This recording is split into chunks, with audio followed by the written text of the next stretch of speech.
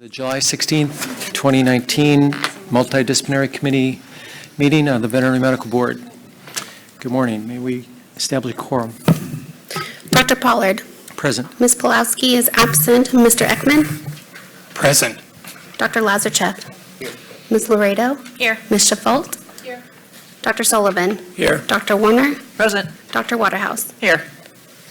We have a quorum. Committee Chair remarks. Agenda item number 2. I would like to say just thank you, Dr. Sullivan, for coming back into the fold. Needs no introductions, I don't think. Any committee remarks before we go to public? Okay.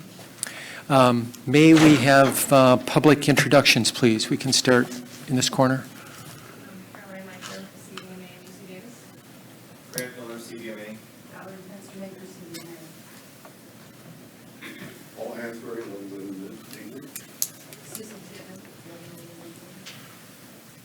Patrick Lake, DC Board of Viewer Services.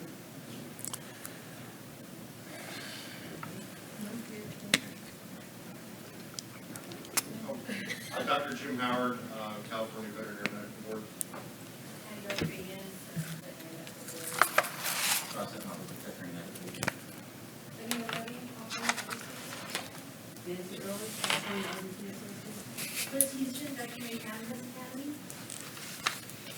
Veterinary Cannabis.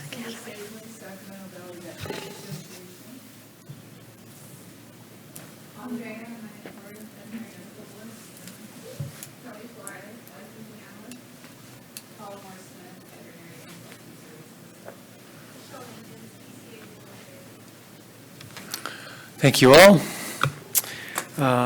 Agenda item number 3, any public comments on items not on today's agenda? Hearing none.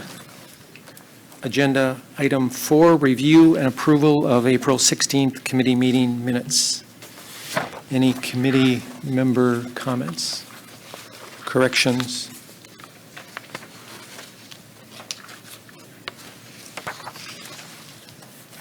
Any public comments on April 16 meeting?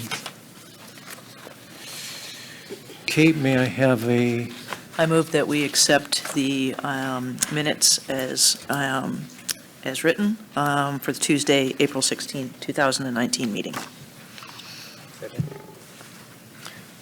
Dr. Lazarchuk, seconded. Dr. Pollard. Aye. Mr. Ekman. Aye. Dr. Lazarchuk. Aye. Ms. Laredo. Aye. Ms. Shafalt. Aye. Dr. Sullivan. Abstain. Dr. Warner. Aye. Dr. Waterhouse. Yes. Motion carries. Okay, moving on. Item number 5 is discussion, development, potential recommendations on guidelines for veterinarians to discuss and veterinarian discussion with veterinary clients of cannabis treatment on animal patients. I'm going to turn this over to Dr. Warner, who is the other member of the subcommittee for this item.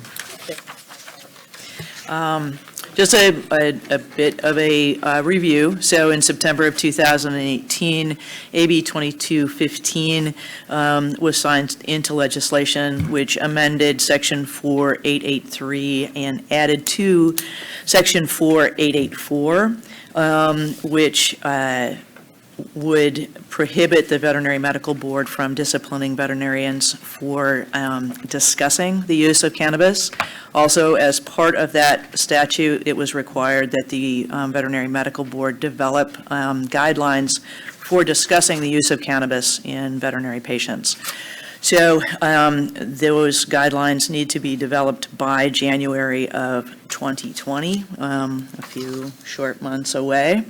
And we have made minimal changes to these since the April meeting.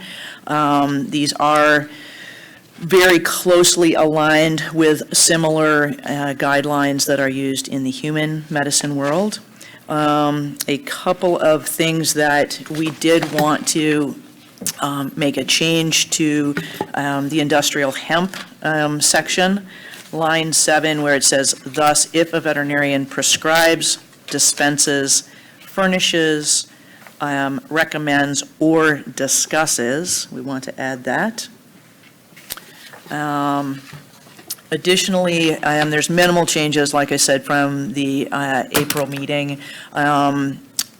The industrial hemp addition we did feel was important, given the confusion in terminology, as well as we felt that definitions would be an important part of these guidelines for veterinarians, again, because of the confusions that can arise with the nomenclature. We do additionally have in your package the scientific data and information from an FDA hearing from May 31st of 2019, so that occurred after our last meeting. And I'm going to defer back to Dr. Pollard for any specifics that you want to discuss about that. We included, we included this FDA meeting in the packet because it was quite comprehensive. It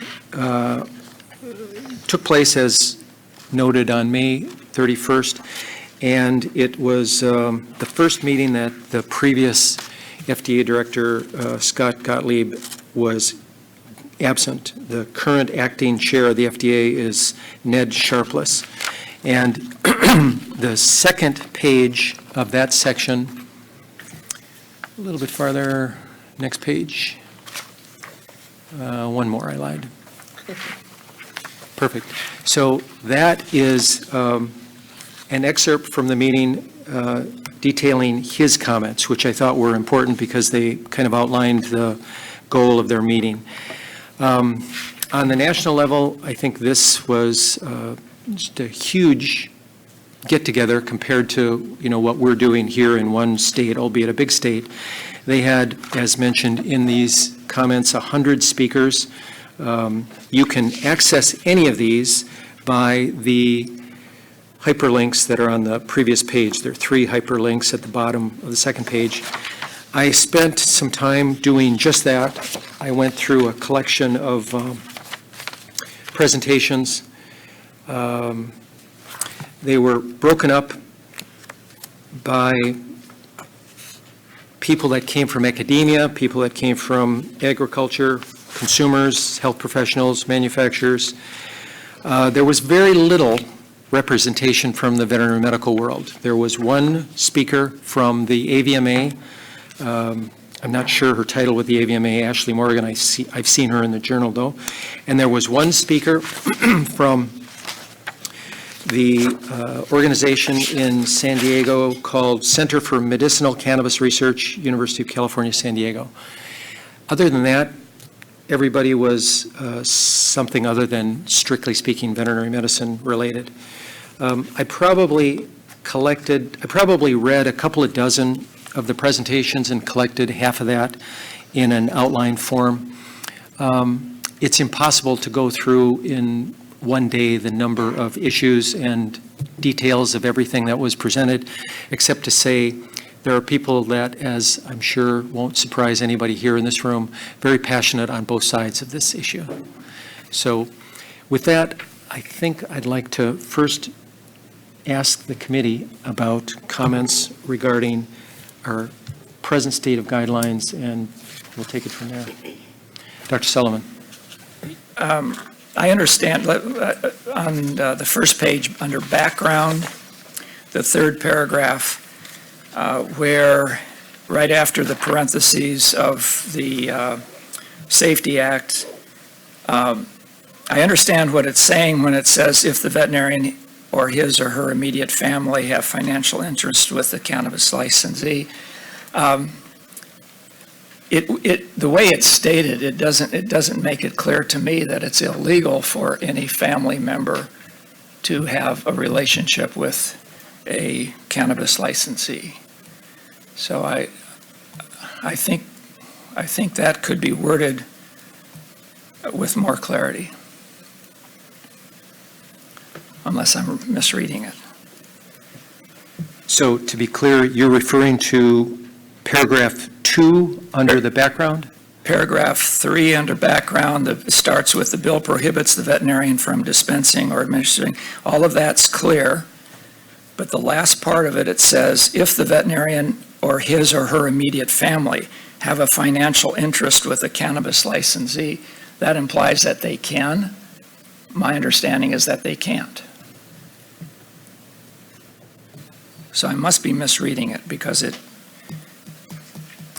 I think, I'm sorry, Dr. Warner? I'm just rereading right now to see.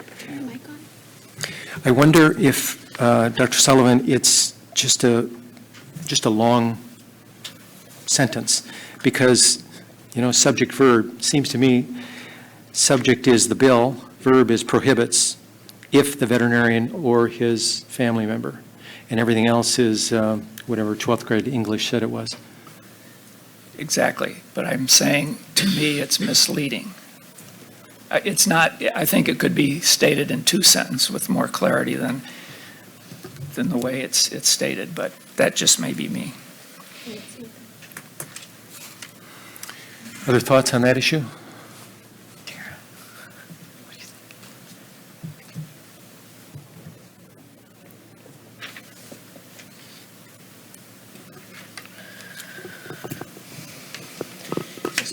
Yeah, I think Tara's looking up the code section right now, but we may be able just to break it up into 2 sentences so it's clear. I think it's because it's such a long sentence, it kind of gets lost.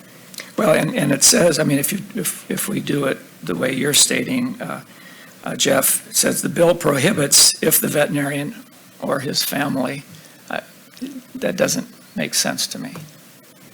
No, I think it's tied to a cannabis licensee if the veterinarian or his or her family. I think that's where that's tied to.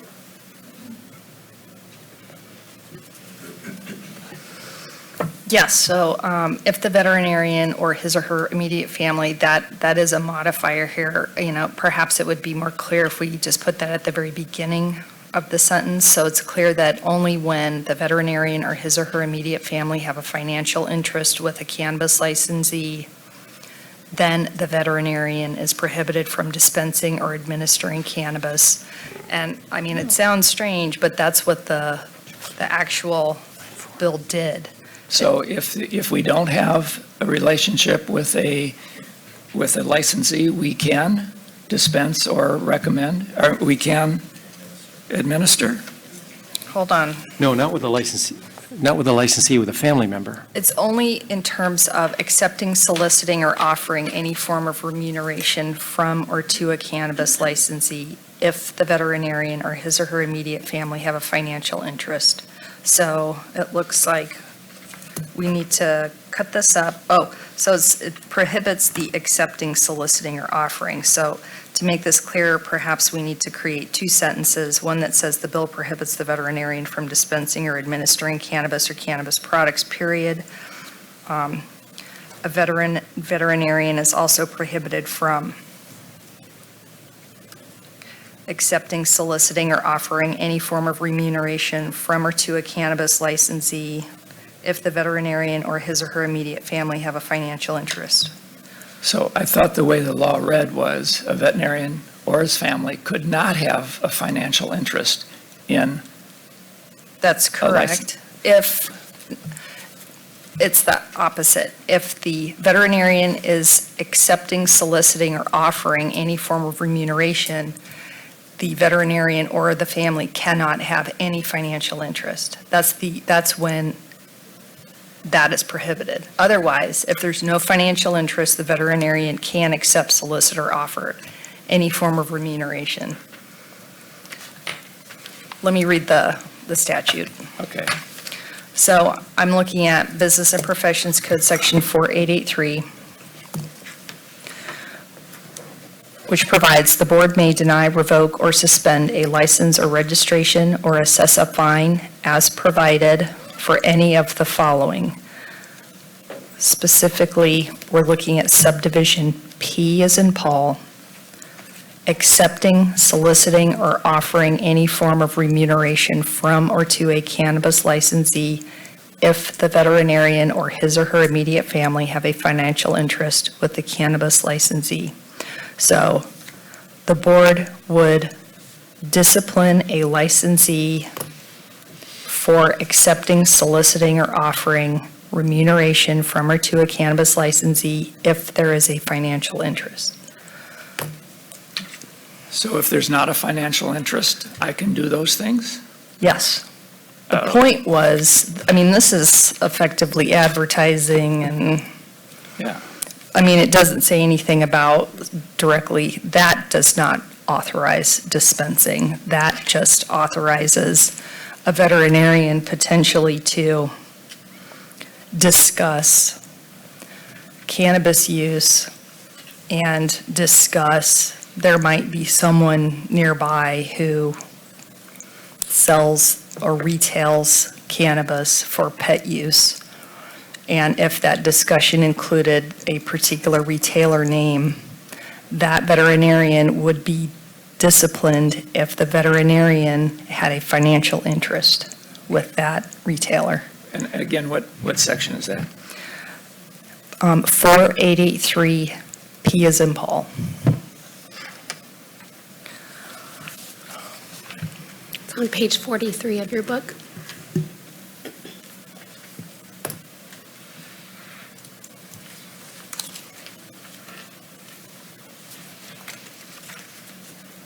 I don't have that.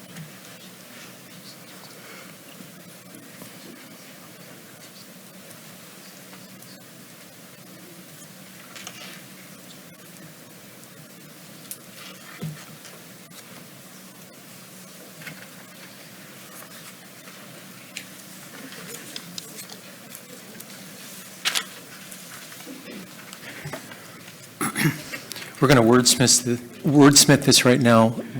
Jessica's going to have the Word document pulled up on the screen, and we'll divide up this sentence. So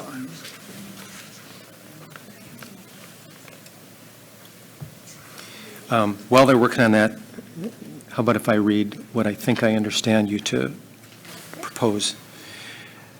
So, third paragraph would read, "The bill prohibits the veterinarian from dispensing or administering cannabis or cannabis products, period. A veterinarian is also prohibited from accepting, soliciting, or offering any form of remuneration from or to a cannabis licensee, in parentheses, if the veterinarian or his or her immediate family have a financial interest with the cannabis licensee."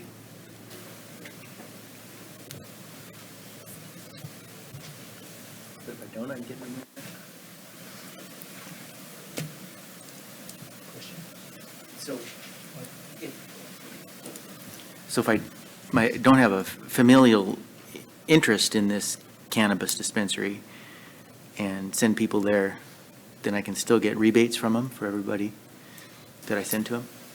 that's how I'm reading it. That's what it makes it sound Right. like. Yeah. Yeah, and we took this language from the Medical Practice Act, which similarly prohibits a physician and surgeon from recommending the use of cannabis. And the physician and surgeon cannot send somebody to a retailer who they have a financial interest with. That's the point. If you're going to discuss it, okay, but don't discuss sending them to a retailer who you have a financial interest with. Otherwise, people are typically asking physicians and surgeons, well, where can I go? Where do I go for the cannabis that you're recommending I use? Well, you could go to list of retailers as long as the physician and surgeon does not have a financial interest. In this context, the veterinarian could discuss the use of cannabis on an animal patient and potentially discuss where cannabis could be purchased. If a name comes up of a retailer in the discussion, the veterinarian cannot discuss purchasing cannabis from a retailer that the veterinarian has a financial interest with or their family member. Because otherwise, the bill initially would have allowed veterinarians to discuss the use of cannabis on an animal patient, and potentially it was then just silent on whether or not there was any conflict of interest there. So the concern was, oh, okay, great. So even if the client may not have raised the issue, the veterinarian who's got a side gig of selling cannabis through licensed retailers, hopefully, the veterinarian could just say, oh, well, you know what? This condition is treatable through cannabis. I know people who sell that, and then potentially urging the use of cannabis or discussing the use of cannabis from a retailer that they're also going to make money from. So we don't want that. We want the patients to be protected, and it needs to solely be about the medicinal treatment and care of the animal patient, not any financial interest the veterinarian might receive if their clients start going in to retailers that they have a financial interest in. Is that clear? Dr. Waterhouse and then Dr. Sullivan. So if I don't have a familial interest in a cannabis product, but as a veterinarian, if I'm getting remunerated from that company, isn't that still a financial interest?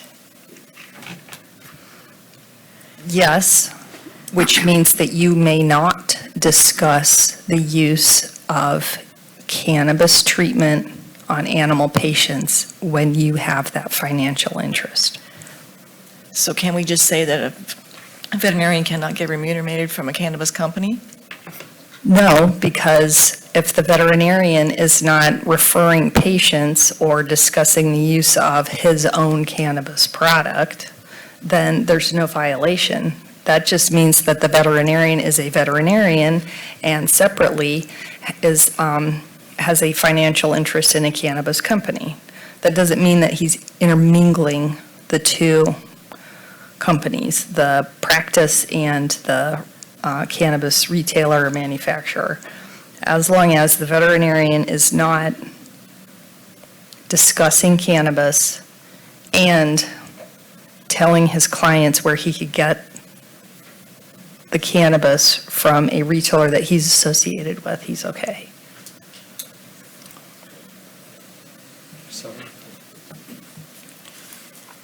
So if by chance a client of mine goes and purchases cannabis from the business down the street, and that person comes by and gives me a gift or gives me money, but I don't have a financial interest in the company, that's okay?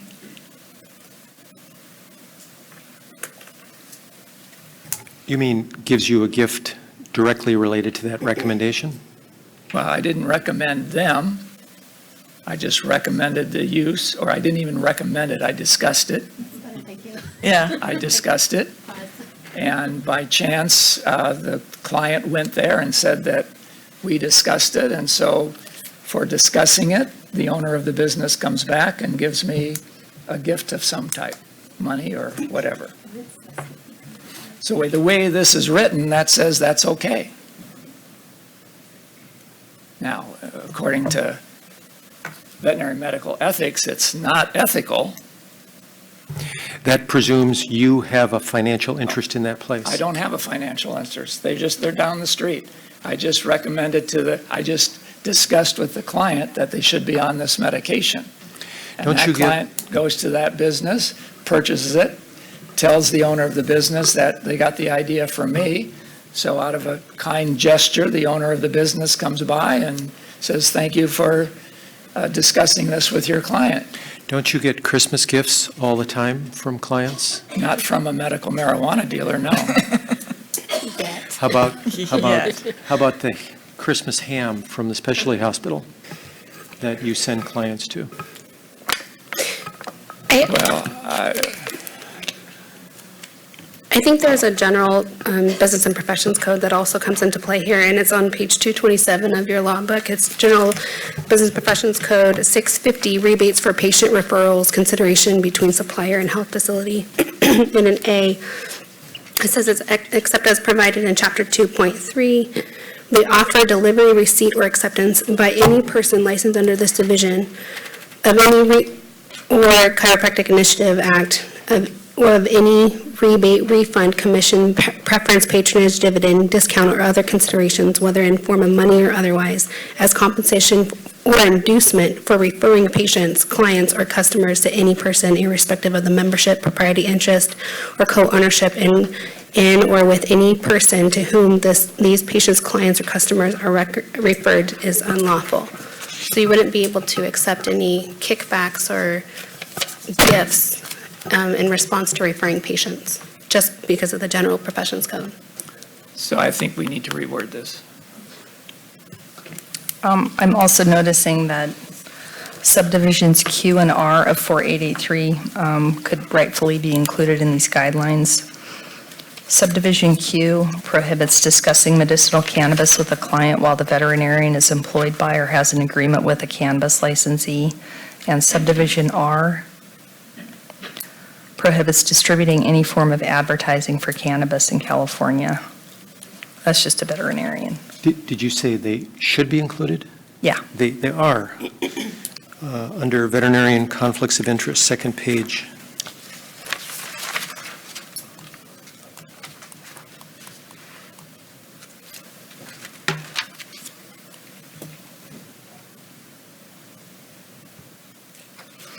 I'm not seeing where it gets at the contract issue. Immediately below the bullet points, that paragraph refers directly to BPC 4883 and the PQR of 4884.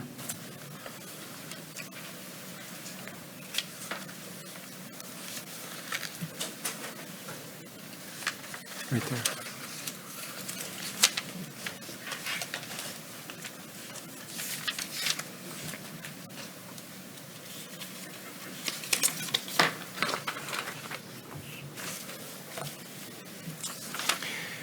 Question, Dr. Sullivan. In that paragraph, how does that read to you with regard to the issue of conflict of interest?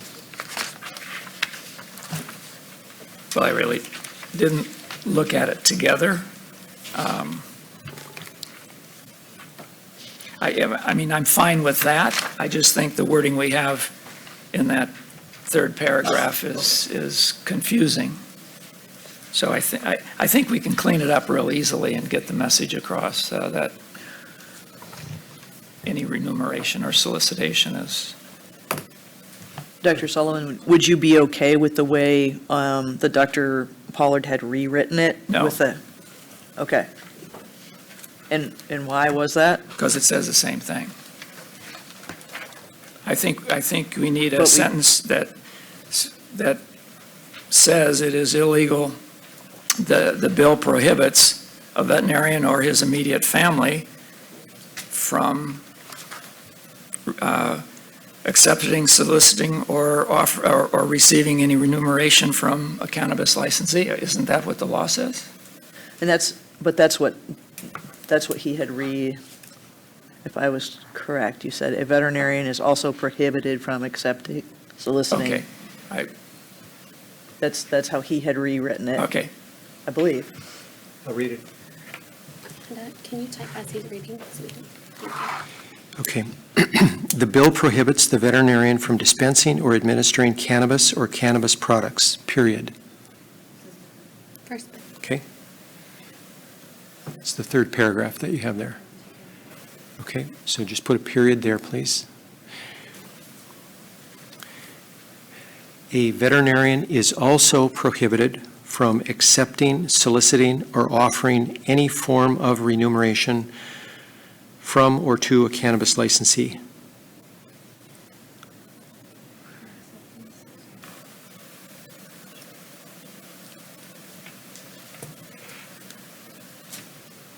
Are you putting a period after licensee or no? No, I'm sorry, and everything else remains Would as stay- written, starting stay at the the paragraph, the parentheses, sorry. So that includes if the veterinarian or his or her immediate family had, see, that's the parts that's misleading, because that, to me, says if you don't have a financial interest, then you can do it. Yes. So, well, that's what the statute says. It has that qualifier, if the family, blah, blah, has a conflict of interest. What we could do is add 650. Yeah. Okay. I think with that addition, I think we can put a period after there and reference the code that Jessica mentioned.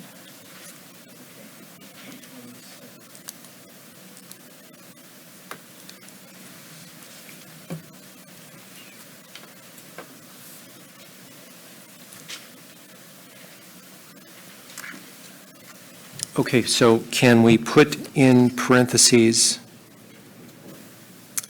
I think at the end of the paragraph, or wherever else you think more appropriate, to refer to paragraph 650 in the BPC?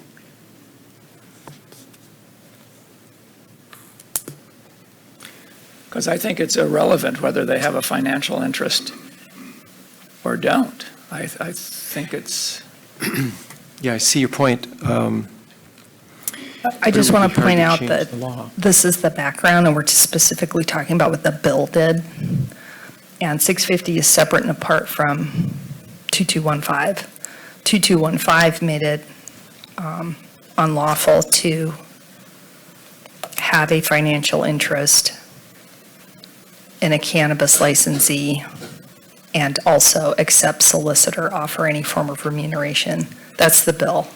Separately, we probably need to put 650 in the conflict of interest So, paragraph. so on the next page, Yeah. okay.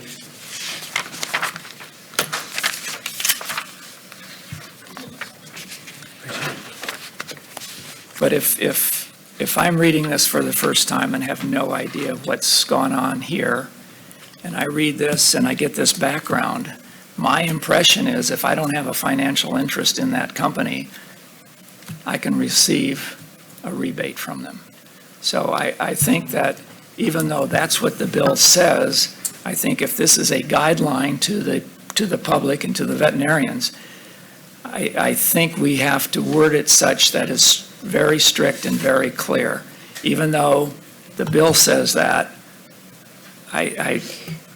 So you want it right in the background? So I'm if we sorry? said, you want it in the background section, just a quick snippet, if we said existing law states, and then says that in I don't addition even to what think the bill. that should be in there. I think we should put a period after cannabis licensee, or cannabis licensee. I don't think we should have in there if the veterinarian, I mean, I know that's what the law says, but giving background material doesn't mean we have to quote the law. What a guideline's supposed to do is make it very clear and distinct what we consider the statute and the laws, how we're interpreting them, how we're going to enforce them. And we're going to do it by including, what is it, 650. Yeah, So you're proposing to strike everything starting with if? Yes. Everything after that? using Jeff's second sentence, but putting a period after cannabis licensee. As long as you have that, if the veterinarian or his or her immediate family has a financial interest. I mean, reading that, it says to me, if they don't have a financial interest, then I can do these things. Okay, so let's suppose we take that out then.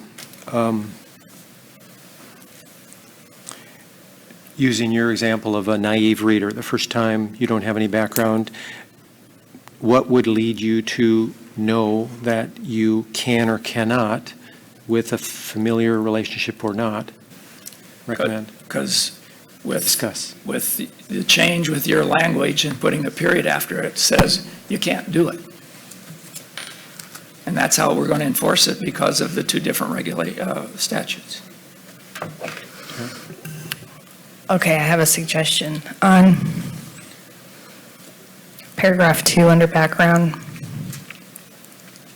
That's where it starts talking about the bill. The bill prohibits the VMB from disciplining or denying solely for discussing. I think what we need to do is add a sentence to that paragraph, which is the first sentence of the following paragraph. So take out in the third paragraph, that first sentence, add that to the end of the second sentence. And then say the bill also prohibits the, just add also. And then I think we need to strike entirely that first sentence in the new third paragraph, because it's just creating confusion in this background. And then we'll leave under both the federal. Yes. So this is broad strokes what the bill did. It prohibits discipline for discussing the use and also prohibits the veterinarian from dispensing or administering cannabis or cannabis products. And then we just kind of tap into what cannabis is briefly under the federal and state laws. And then we go into our guidelines. Who's happy? Still glad I'm here. I like it. I like it. Okay, any other committee comments on that section? Okay, what about the rest of the guidelines?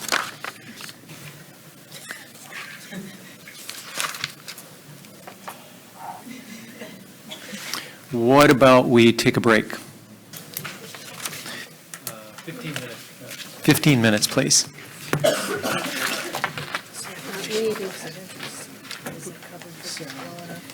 I don't think so.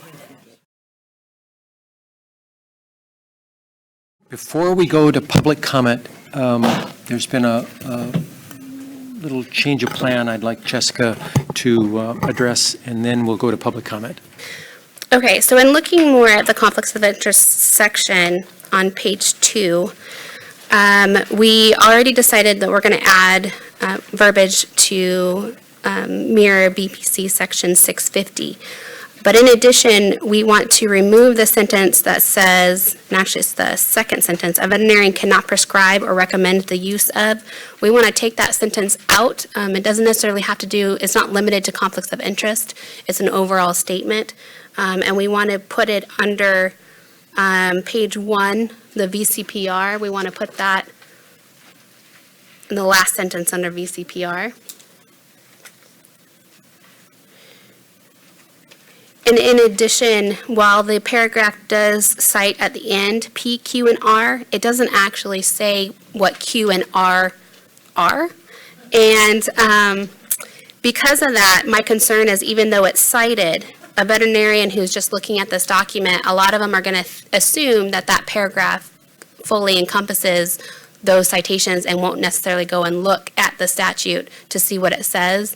And so I think it is necessary to have Q, the actual verbiage saying discussing medicinal cannabis with a client while the veterinarian is employed by or has an agreement with a cannabis licensee should be added. In addition, I think that R, while may relate to conflicts of interest, it is a stand-alone requirement, and it's prohibited from distributing any form of advertising for cannabis in California. And so I'm suggesting that under the conflicts of interest, create a new paragraph that says advertising and then put in R. And so those are what we were just discussing during this break. And what I'd like to do, since we are putting multiple amendments in there, and I'd like this committee to get these guidelines through, is during the lunch break, we're going to hear from public comment, get any kind of concerns, and then go to lunch, and we can try to incorporate all of the changes so everybody can see it before it gets passed. Ms. Hughes. Thank you, committee members. Want to just identify yourself for the webcast? Yes, I am Liz Houston. I'm co-founder of the Veterinary Cannabis Academy. I'm also co-editing a textbook on veterinary use for medical cannabis. I will limit my comments currently just to the background section, since that's kind of where we are right now. My main concern is with the use of the overarching term cannabis. With the passage of the 2018 Farm Bill at the end of last year, which included the 2018 Hemp Farming Act, that act removed hemp from the CSA. It is no longer a Schedule I substance, and hemp is the primary plant that we use when we talk about using cannabis in veterinary medicine. So hemp is defined as a cannabis plant with less than 0.3% THC by dry weight basis in the flowering parts of the plant. And what the Farm Bill did was it removed those plants from the schedule of controlled substances. It made everything from those plants, every extract, every product made from those plants legal at the federal level. It allowed states to make their own laws if they didn't want cannabis use in their state of any kind. So there are currently 4 states that still outlaw both hemp and marijuana. So when we say cannabis, it's a little too broad. We need to be more specific in these guidelines based on that federal law. 2215 was passed before the Farm Bill passed, so I think that lends to some of the confusion in the language. So I think that's one really important point. The other important point is we had a lot of discussion about licensees, and there's a very specific definition of a licensee in California, which is a person licensed to sell cannabis, by which they mean marijuana, to human adults over 21. So we're not talking about veterinary cannabis companies, because veterinary cannabis companies are selling hemp. They're selling products made from hemp. And they're not licensed, they're not California licensees, because they're not selling products for adult human use in the state of California. So that complicates things even further. So the question is, what are we trying to regulate here? Are we trying to stop veterinarians from selling industrial hemp, veterinary-specific industrial hemp products over the counter in their practices? Are we trying to prevent them from entering into financial relationships with various veterinary cannabis companies, not marijuana companies, not dispensaries? And that's the differentiation I think we need to make, and I think it's going to be really confusing for veterinarians if we don't make that distinction. A question for you. You seem very knowledgeable and probably would be a good one to ask this. Was the 0.3% threshold a legal thing, a medical thing, a cannabis thing? What was that? Why wasn't 0.4 or 0.2? Great question. It was something that somebody pulled out of thin air and chose as a arbitrary breakpoint. But it has become the legal definition of the difference between a marijuana plant and a hemp plant. Any committee questions or comments about? I know, I'm sorry, Dr. Waterhouse, I know. I don't know that everybody agrees with what you just said. Sorry, my mic wasn't on.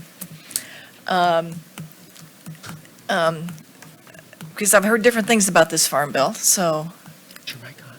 It is now. Okay. So I, along with, I know some other people here, listened to Dawn Booth when she gave her presentations for CVMA, and she said that there is no legal CBD in the United States. But when was that presentation given? It was in March. Yeah. I just saw her at a conference in, oh shoot, where was I? I just saw a recent presentation in Phoenix at ACBIM Forum, and she certainly addressed the legality of hemp and CBD products. There are no FDA-approved CBD products for veterinary use. There is Epidiolex, which is an FDA-approved plant-based hemp product. It's not approved for veterinary use, but it is FDA-approved, and it's certainly legal. And the Farm Bill did make hemp legal. It removed it from the Controlled Substances Act and from the schedule. Other public comment?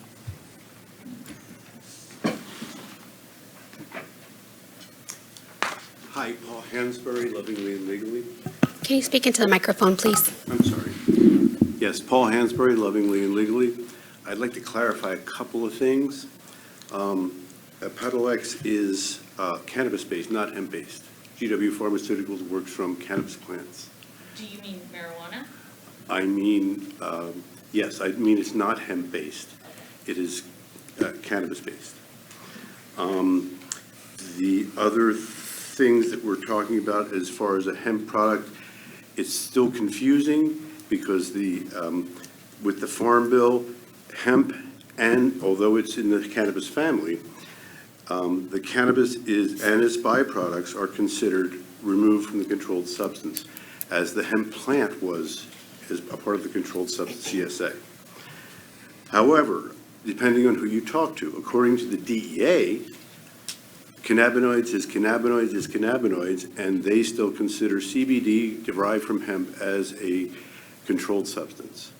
Okay, so that's where the confusion lies, and it depends on who you talk to. And until it gets sorted out, and they're still trying to sort it out, but they haven't reached a conclusion yet. The DEA the DEA definitely hasn't caught up to the changes that were made as part of the Farm Bill. I agree with that. They have not yet addressed their regulations and fixed the problem. But there is a problem because there's a big difference between what the Farm Bill did and what the DEA says. And in fact, I know there are bills currently pending in Congress to fix that problem. Yes, there are currently bills, and in fact. I'm sorry, just not to interrupt, but, Yeah. I mean, you're going back and forth. Right. But what I'd recommend, committee, I hear the concerns, but the statute itself required the board to develop guidelines on, use the term cannabis. I recommend we stick with the term cannabis. The committee did try to address industrial hemp in the end of these guidelines to try to provide that clarification, but I recommend against using any other terms other than cannabis, as that's what's required in statute. Dr. Sullivan? Yes, and we're talking about guidelines, and these guidelines are meant are put in place because they're going to change year by year, and this is a vehicle that we can make those changes easily. So that's what we need to address today. Let me ask the committee about the additions, not so much changes, but putting them in black and white, the P, Q, and R of 4884. Any questions or comments about that? Because we'd like to do that during the lunch break here so that we can put something up for us to evaluate while we're all together. Dr. Waterhouse? No, too early, I think. We just wanted to hear if there are any other concerns from the committee and also from the public before we go and revise the document. Dr. Waterhouse? So speaking of industrial hemp, so that paragraph, I know if I'm confused, there must be somebody, I hope somebody else out there that's confused. As far as veterinarians and trying to understand, okay, is CBD legal or not? Everything except Epidiolex. So if we could have some more verbiage or delineate exactly what does that mean? Is CBD legal in California or not?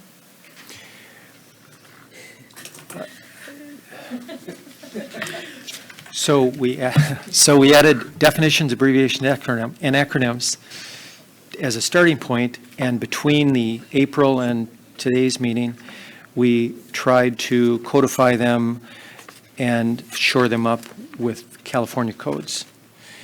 And so CBD, like it says, abbreviation for cannabidiol, one of the compounds in cannabis. And so I don't even know who to ask, frankly. Yes, Mr. Hansberry. Well, there is a difference now between cannabis and hemp-based cannabis products, all right, even though they're related and technically part of the same family. However, because of the Farm Bill, the hemp-derived products do not fall into the same, according to the BCC, they do not fall under the same bailiwick as cannabis products. And I'm going to differentiate between hemp and cannabis just for the sake of conversation here, even though they are related, they both are technically cannabis. They've been separated by the Farm Bill, and so I'm going to call one hemp and one cannabis. Cannabis products are strictly regulated by the BCC, by the DPH, for their testing, for not only pesticides, but heavy metals, and it's extremely expensive for compliance testing. Hemp products do not fall into that category. They do not need to be tested with the same rigor that cannabis products do. So that's one thing that's very important to differentiate between the two, especially when you talk about your bullet point number 1. Stop for a moment to Dr. Waterhouse's question. The paragraph that we added in the guidelines detailing the California Code definition of, the California Code of Industrial Hemp. Our understanding when we did the subcommittee work was that that Farm Bill portioning out hemp defined as less than 0.03% THC is hemp and not cannabis. But as the EO pointed out, we have been tasked to write guidelines for 2215 calling it cannabis. So we specifically added the hemp portion in here to help veterinarians know that there is a distinction, and this is the line, whatever origin it came from. So we don't have a law yet about what anybody can do with anything else, frankly. And I don't know what's going to happen next any more than any of you do. So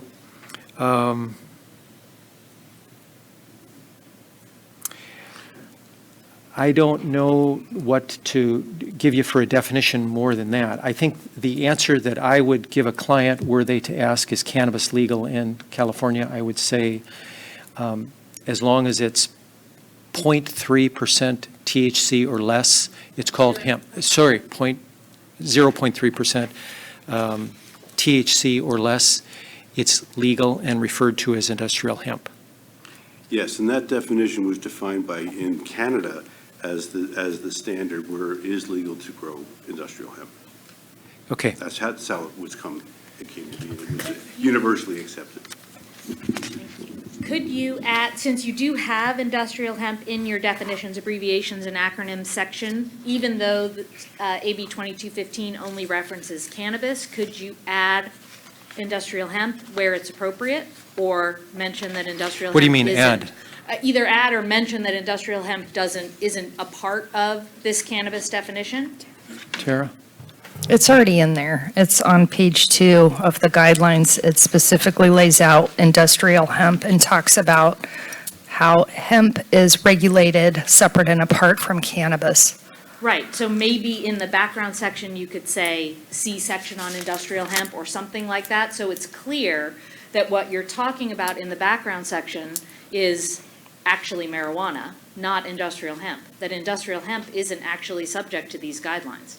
So basically, you're saying we should move our end paragraph on industrial hemp up to the background? Possibly, I mean, I'm not sure if that's, I defer to the subcommittee who put these together to determine if that's where it goes. Or you can just say you can just refer to industrial hemp, or something that tells veterinarians that products from hemp aren't actually subject to these guidelines. We're only talking about products from cannabis. Dr. Sullivan? Well, I think we're way premature going down that direction for 2 reasons. One is that our mandate is to address what we are addressing. The other is CBD is not approved by FDA except in very limited areas, and FDA is in a quandary as to how to handle it. And I think before we start making a definition of saying what is legal and what isn't, we've got to wait till this works out. Sure. FDA right now is wrestling with the idea that here we've got a drug that is out on the streets that we haven't done the research on yet. It's something that's never really happened before. So to ask us to now change a definition that we have no grounds to do and no foundation from FDA, a negative foundation from DEA, I don't think we can go there yet.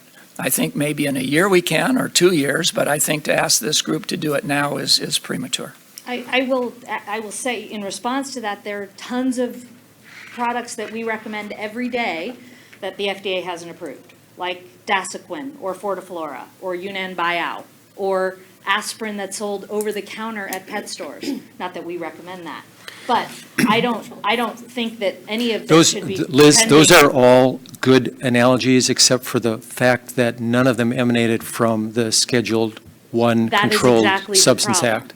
Right. So that's kind of a false equivalency.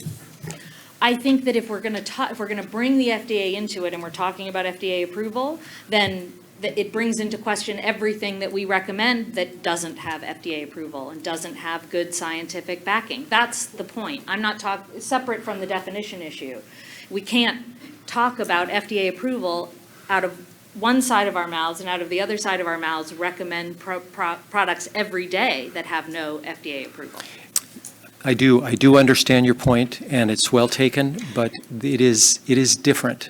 I understand. We haven't had anything like this before, I and understand. it isn't going to be resolved today. Agreed. Okay, I'm going to move on. Tara?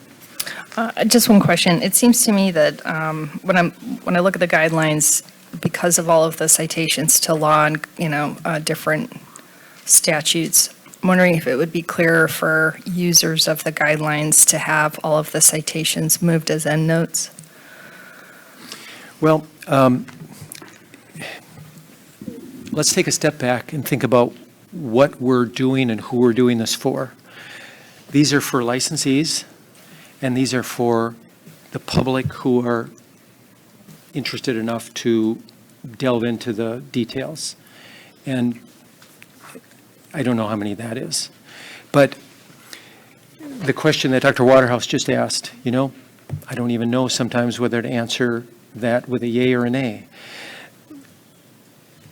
We have to keep these broad. We have to keep them accurate. If we write them with all of the BPC codes in all details, the only people who are going to understand them are the lawyers. All I'm suggesting is like, say, under the background, that third paragraph, under both the Federal Controlled Substances Act, citation to the federal statute, instead of actually having that federal statute in parentheses, just insert a 1. And then we would have 1 at the very end of the document that provides that exact citation. That way we're just pulling out all of the citations. If you're interested, you could go look it up, but this way I think the document would flow a little bit better, so it's... All right, could we do that for all of the citations? Yeah. That would seem to be a reasonable thing to be consistent. I'm suggesting this now because I'd like to go back during the break, the lunch break, and revise the financial interest section, and then I'll probably just drop in these endnotes, and hopefully that'll make this a lot cleaner document. Okay. A question to the committee. The suggestion was made in the 2 pages, the first 2 pages of the guideline, of moving that paragraph detailing what the industrial hemp status is to background, or to leave it under the section that is now guidelines. Thoughts? Dr. Sullivan? Well, I think it's appropriate where it is because it's not background. This is new stuff. Okay. And I think it should stand on its own. I agree. I mean, we put it isn't, the background is the background of the bill. And the industrial hemp part is not part of the bill. So I don't think it belongs in the background section. Okay, good point. I have an idea, perhaps under background, in the new second paragraph, at the very end of that second paragraph, I could just insert the bill does not pertain or does not pertain to industrial hemp. We just add it there, and then we just maintain our industrial hemp provision at the very end. At the very least, we're calling it out sooner in the document that there's a difference between cannabis and industrial hemp, while maintaining the actual wording of the bill. Thoughts? I like that.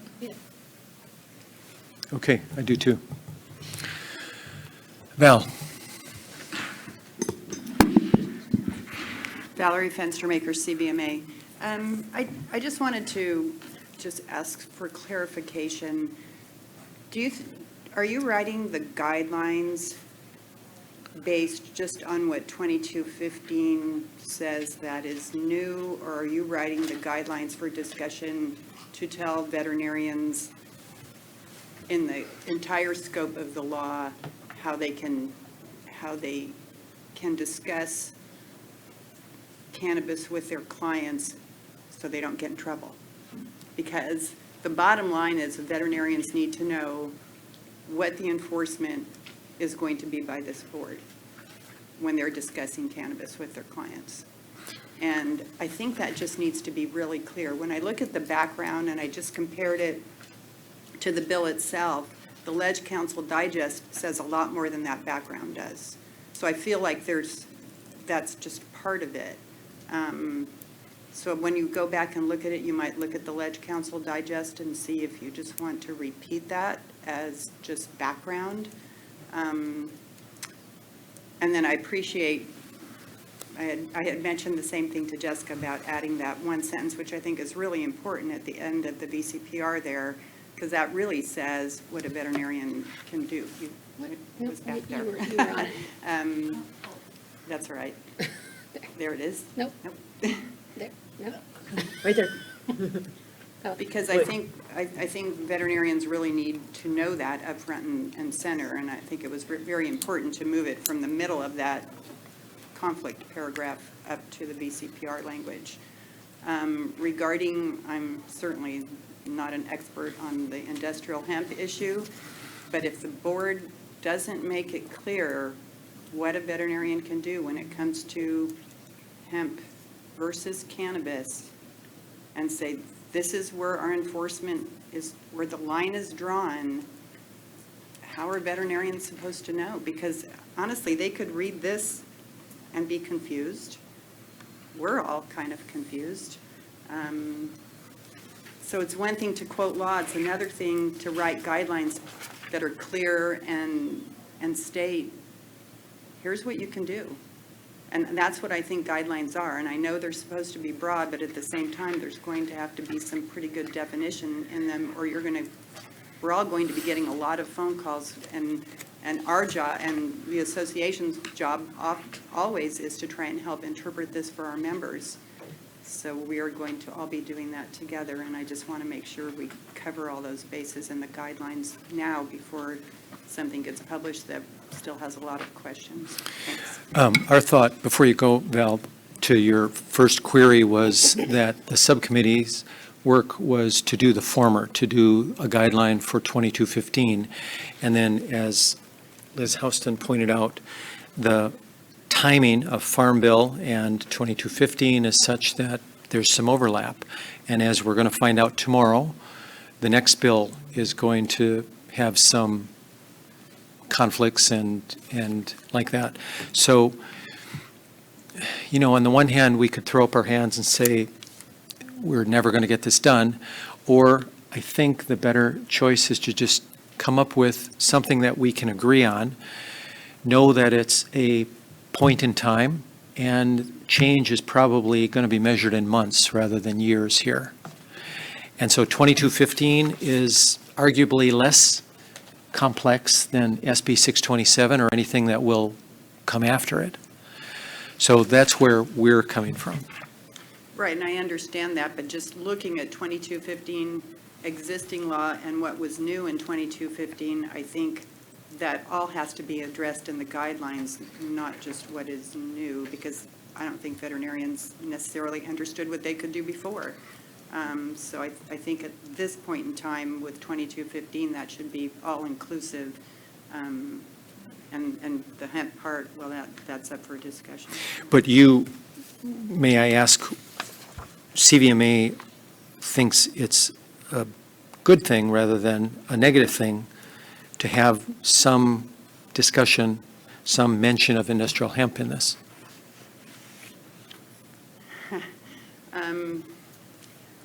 I think there are a lot of questions right now. We're getting a lot of calls about it because it's obviously been in the media and the news, and we don't know how to answer the questions necessarily either. We understand it, but as, from an enforcement perspective, I think is, for me, where the confusion lies. Where does the Veterinary Medical Board's enforcement action, what kind of action are they going to take when industrial hemp gets discussed versus cannabis gets discussed? That's what our members are going to be concerned about. I think that's a valid point for the VMB. I don't think that's on our desk at the moment. But for our 2 cents, I think it's a helpful addition to have some mention of it in here, if only to answer the question of what is it? Tara? The industrial hemp provision includes how the board would view discussions on industrial hemp. I mean, it is a technical provision. We're tracking the statutes. But we do actually say in here, thus, if a veterinarian prescribes, dispenses, furnishes, recommends, or discusses the use of industrial hemp on an animal patient, the veterinarian would not be subject to the statutory provisions regarding cannabis, but would be subject to the provisions of the Veterinary Medicine Practice Act applicable to ... So, I mean, we are trying to get there. And I know that the whole confusion between what is a CBD product and what is a hemp product, that's not going to get answered in this committee. The best we can do is restate the definitions, because that's all we have. But we're not the ones who investigate the products themselves. If a veterinarian wants to talk about industrial hemp or prescribe the use of industrial hemp, the veterinarian needs to know what industrial hemp is and what's in that product. That's on the veterinarian.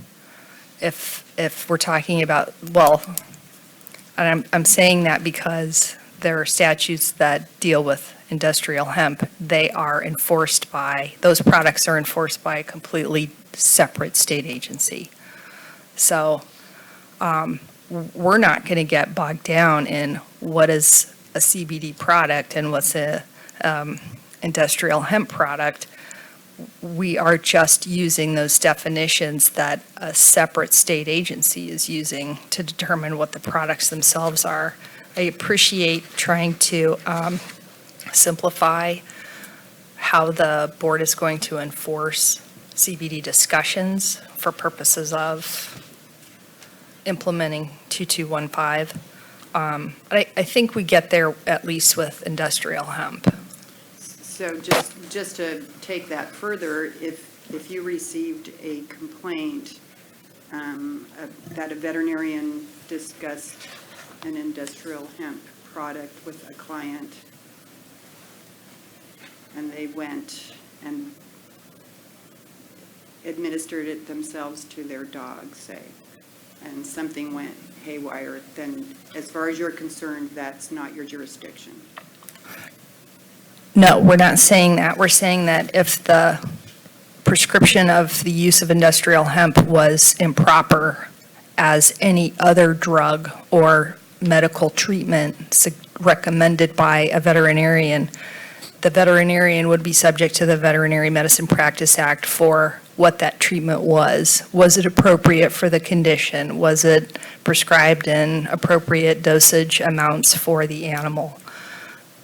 We would still enforce the treatment itself and the use of the industrial hemp product insofar as was it the right treatment for the animal. That hasn't changed, and that's not changing under 2215 because industrial hemp is no longer a scheduled drug. So we're not looking at it as a scheduled drug. We're looking at it, was that appropriate treatment for the animal? Okay, so you're saying they could recommend it? Yes, because industrial hemp is specifically excluded from cannabis. And cannabis is what's the Schedule I drug, what is prohibited from prescription or dispensing. I think so, too. And 2215 only addressed cannabis itself and authorized discussions of it. Okay, So- thank you. Make it its own standalone paragraph. Dr. Sullivan? Well, I think you just clarified it, because you kept using the term prescribe hemp. So that's a huge leap. I'm going to try and clarify a bit, and I'll be brief. And I'm not sure. I'm sorry. Thank you. Excuse me. Finish that last thought. Yeah, I'm not sure I'm willing to go down that road at this point. Because then we have to clarify, are we treating it as an over-the-counter product, or are we treating it as a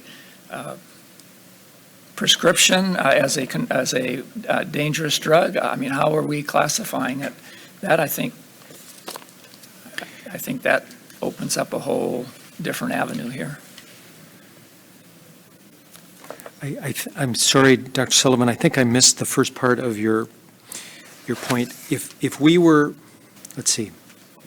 My There was question was, Tara's comment was that she used the word prescribe hemp, and that would mean CBD. And I think that's a huge leap from what I thought our discussion was. But that isn't accurate. Hemp doesn't mean CBD. Sorry, strike that. If you look at that paragraph on page 2, we made one modification early on in the discussion this morning about adding the two words, or discuss. It fits into what would be line 7. Right. All right. If that sentence of line 7, starting with thus, if a veterinarian prescribes, dispenses, furnishes. So what I'm hearing you say is you're uncomfortable with the word prescribe and dispense in that. Well, and right now, recommend. What we're saying is that we can recommend and dispense and prescribe CBD. We're not? No, that's not how I read it. We can recommend and prescribe and dispense industrial hemp that contains less than 0.3% THC. And that's not CBD. Correct. Okay, I'm way off. But could be. But could be CBD, is that correct? Not according to the definitions. So as a segue to the agenda item that's going to follow, which is going to be well after lunch, there was the proposition about what would it take, what would be necessary for a veterinarian to prescribe, dispense, and recommend. So at the moment, kind of a theoretical discussion. But our understanding, correct me if I'm wrong, You're right on. industrial hemp is not equivalent to CBD. Okay. Stand corrected. Ms. Tibbins. Thank you. Good morning. I hope it's still morning. Just to Just expand. identify yourself, please, for the webcast. Yes, Susan Tibbin, lovingly and legally. To underscore and expand Paul's comments as well as the other comments, it's extremely important to understand that certainly the profession and veterinarians need to be cognizant, of all the variabilities between hemp and cannabis. But, this horse here has long left the barn. So well over 3/4 of cannabis-based medicine available now in dispensaries, both recreational and medical, is in fact hemp-based. And it's really important to somehow inform veterinarians and certainly the general public that because hemp is not subject to the rigorous myriad tests that cannabis is subject to, we're looking at contamination from heavy metals, pesticides, etc. That's the reality of an industrial crop. And so if there's some way to expand a little bit, because this is robust, and we appreciate all the work that's gone into it, but without clarifying that situation, I don't know that we're really taking care of animals the way we should be. Ms. Tibbins, I want to ask you, what are you requesting that we don't have here? What I would suggest, if it's at all possible, is when we look at the last paragraph, industrial hemp, and the previous paragraph, veterinarians' conflicts of interest. The last sentence in veterinarians' conflicts of interest, a cannabis dispensary may not employ a veterinarian to discuss cannabis with clients, business and professions code, etc. That's understandable, and we support that, but it underscores the need to modify industrial hemp, and rather than simply say it is not a controlled substance, that really doesn't tell veterinarians or the general public the real difference in the purity or lack thereof of those So I'm going to stop you medicines. there because we've had this discussion. This is not an educational endeavor. The Veterinary Medical Board's task is to regulate and protect the public. It is not our job to educate veterinarians about what is hemp, what is aspirin, what is anything else. If they would like to recommend prescribed dispense, they need to be informed. And if something goes wrong to the query that I think Tara and Val were making, it'll be adjudicated according to either the Business and Professions Code related to negligence or under the CBD. So my point is this. We're adding what we have here with some amendments that we'll have by afternoon. We're not going to include a continuing education portion. We're not going to go further than what's stated here. There'll be more discussion at greater length, I suspect you'll be part of in the afternoon about the next agenda item. So is there anything else specific to industrial hemp that you want to mention? Not at this time, thank you. Okay. Jessica, did you have something? Oh, no. Paul? Yes, hi, thank you. There's a number, Paul Hansberry again, lovingly and legally. A number of different things, I'll make it quick, as bullet points. With regards to background and the changes that you made, I'd like to point out that you've struck the provision about family members. I'd like to, for your consideration, a veterinarian should be able to be compensated as a consultant to a licensed manufacturer for developing new products and more effective products. They should also be able to be compensated as lecturers or speakers at events, which are licensed events. Moving on, veterinary client patient relationship, 100%. That is the cornerstone of veterinary medicine. Patient record keeping, totally support. The bullet points in the next, the variability and quality source and safety testing of cannabis products. Cannabis products go through rigorous testing. Hemp products do not. No federal, state agency oversees the standardization of animal cannabis products. Right now, as of today, animal cannabis products are illegal. They're all for human use, and even with the proposed 627, they include animal products as patients, and to be sold to animals, but they're not specifically animal products. They can be marketed as such. Okay, I'm sorry, we're going to cut this discussion off because we've gone through this several times. Okay. With the other, before we go past the guidelines, the Safeguarding cannabis use and other passive, that's the client's responsibility as far as safeguarding. The use and service animal, that again depends on the dosage and the recommending. It's not pot for pets, it's medicine. And so it's not them, that you're getting them high. The importance in of periodic reevaluation, 100% behind, that's critical. And I think that's all I have on this particular subject, but thank you. Thank you. Before we go on committee, may I ask for any questions, comments, or issues with the bullet points? They're very similar to last meeting. I believe we changed the last one specifically.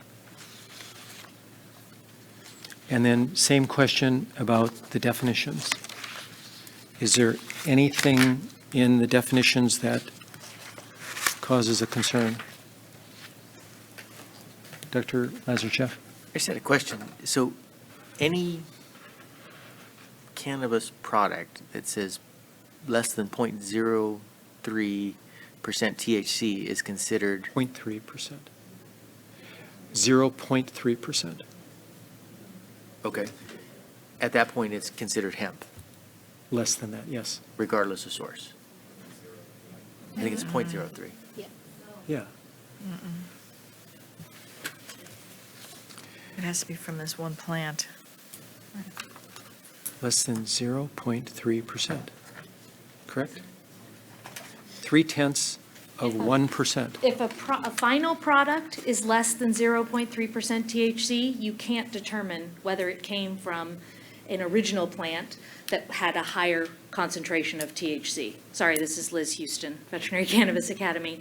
So you can take an extract from a cannabis plant, and that initial extract where you get from the flowers and the fibers of the plant, those flowers, that's the definition, is the concentration of the molecule in those flowers on a dry weight basis.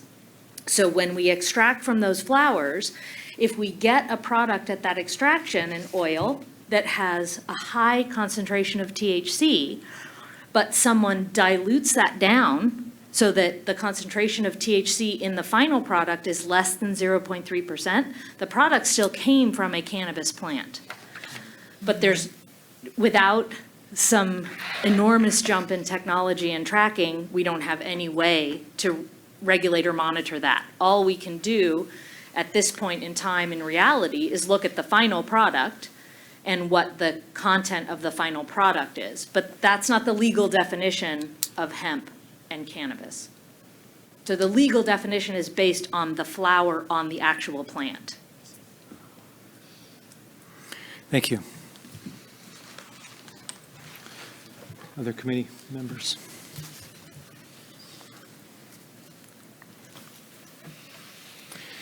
Kevin?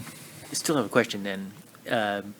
Somebody brings me a product and it says on there, less than 0.3% THC. Do I, as a veterinarian, say, well, that's industrial hemp and no worries? I would answer that not with no worries necessarily, but I would say that's legal. By this definition Correct. here, yes. Correct? Anybody? Dr. Waterhouse? How do you know the label is correct? Well, that goes to agenda item number 6. That's a discussion for this afternoon. I don't know that the label is correct. No, in but fact, there was a study in human medicine where only 17% of human products had a correct label. That's correct. But that's why we have the bullet points in the other parts of the guidelines that we don't know that the labels are correct. So that's an important part for the veterinarian to have the discussion. I can answer that question. Briefly, I hope. Yes. There's a track and trace system for all licensed cultivators. They have a symbol that says that it's cannabis or not, and it has to be on the label if it's derived from a cannabis plant as opposed to an industrial hemp plant. And so the industrial hemp plant does not have, as we said before, the same testing regulations that the cannabis plant does. So if the final end product is derived from a cannabis plant, it would have to be labeled and tested as such. if it comes from an industrial hemp plant, and track and trace system monitors that entire thing from seed to shelf. So stay there for just a moment, because I want to answer this in this way. One of the bullet points in the next agenda item includes a scenario like that. What would your exposure be if the label, as Dr. Waterhouse postulated, was in error, even an innocent error? What would your exposure to, as a licensee to the Veterinary Medical Board, be to the client and the pet if there were a negative outcome? No matter what the COA, Certificate of Analysis, or the testing, if there are problems in the testing or in the labeling, we, I think, have a big job, not we, but the Veterinary Medical Board has a big job to flesh out where in that chain should there be any discipline, for example, as regards veterinarians, or liability as regards a bad outcome for a pet. That's not black or white. With a cannabis product, it's very strictly regulated and tracked and traced along the whole, and the thing is flagged as the batches are tested. Now, Hold that thought for just a moment. Dr. Waterhouse cited a human study that identified basically mislabeling of products, and some were higher and some were lower. Okay, so that happens, and if we don't have some cover, if you will, as licensees, I would, for one, be very leery of prescribing something in which I didn't have confidence, in which I couldn't stand behind, in which there wasn't. If I give a FDA-approved antibiotic, a label product for enrofloxacin, and a cat goes blind, it's something that happens, it's something that's been reported. As long as I gave a dose that's recommended or under that dose, I'm protected, because that's what the law says. Bayer is going to have to answer to that. And then it's a function of how many times it happens as to whether laws change, right? So I would like to also add, Dr. Waterhouse attended the same CE session that I did, where Dawn Booth was the speaker, and Dawn Booth said these words. She said, certificate of analyses can be fudged. No? Not to my knowledge. In fact, I know of many batches that have been refused. I know a number of different testing agencies.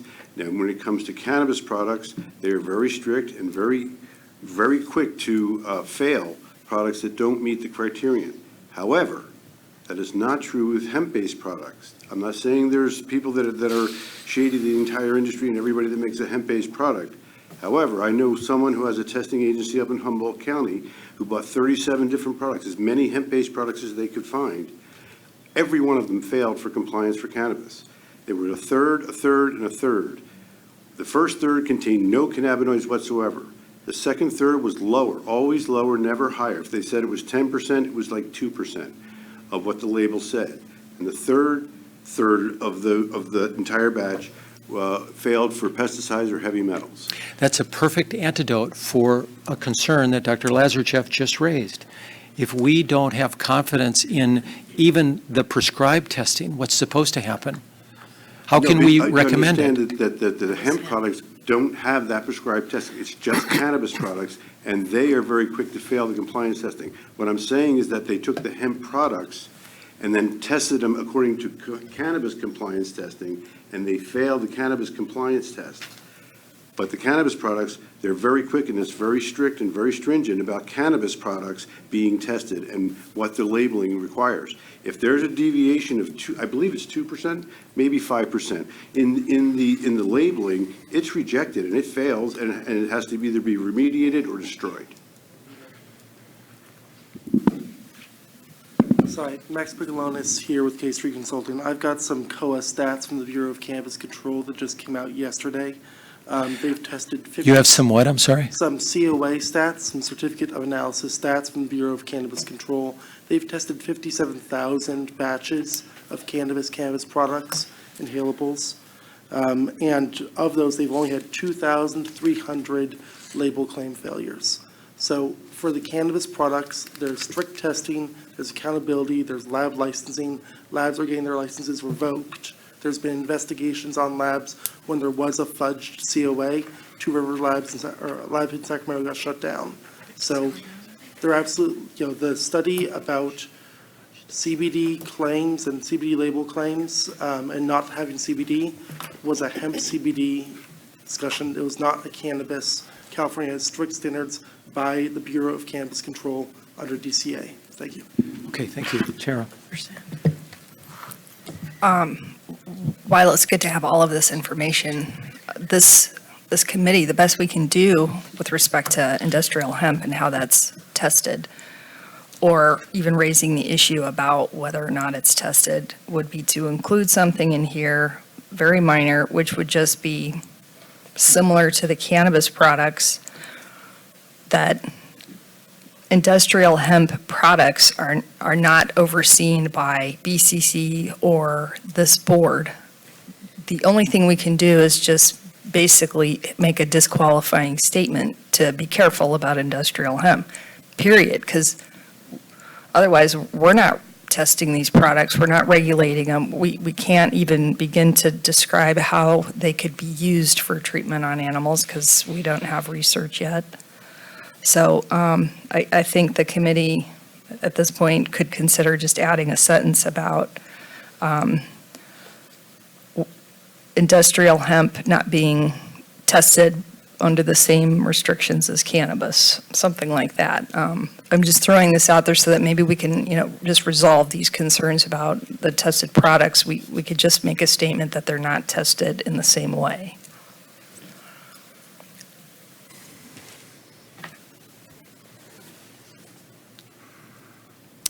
Question?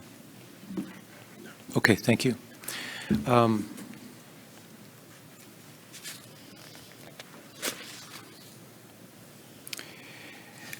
I don't have any objection to that.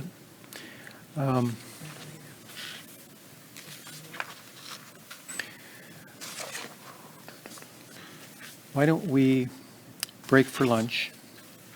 It's 11. Oh, I lied. So we got to hang on for 15 minutes. Well, I want to give Tara enough time to put together the code citations that she referred to. So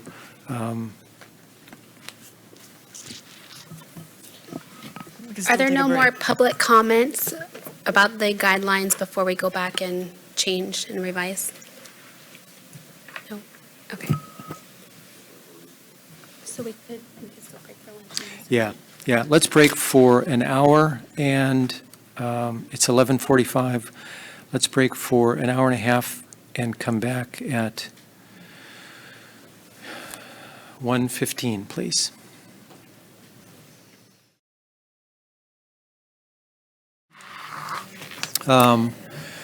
Legal counsel Tara Welch did a yeoman's job of getting some additions and editing, and I think the best thing to do is just go through it from the beginning.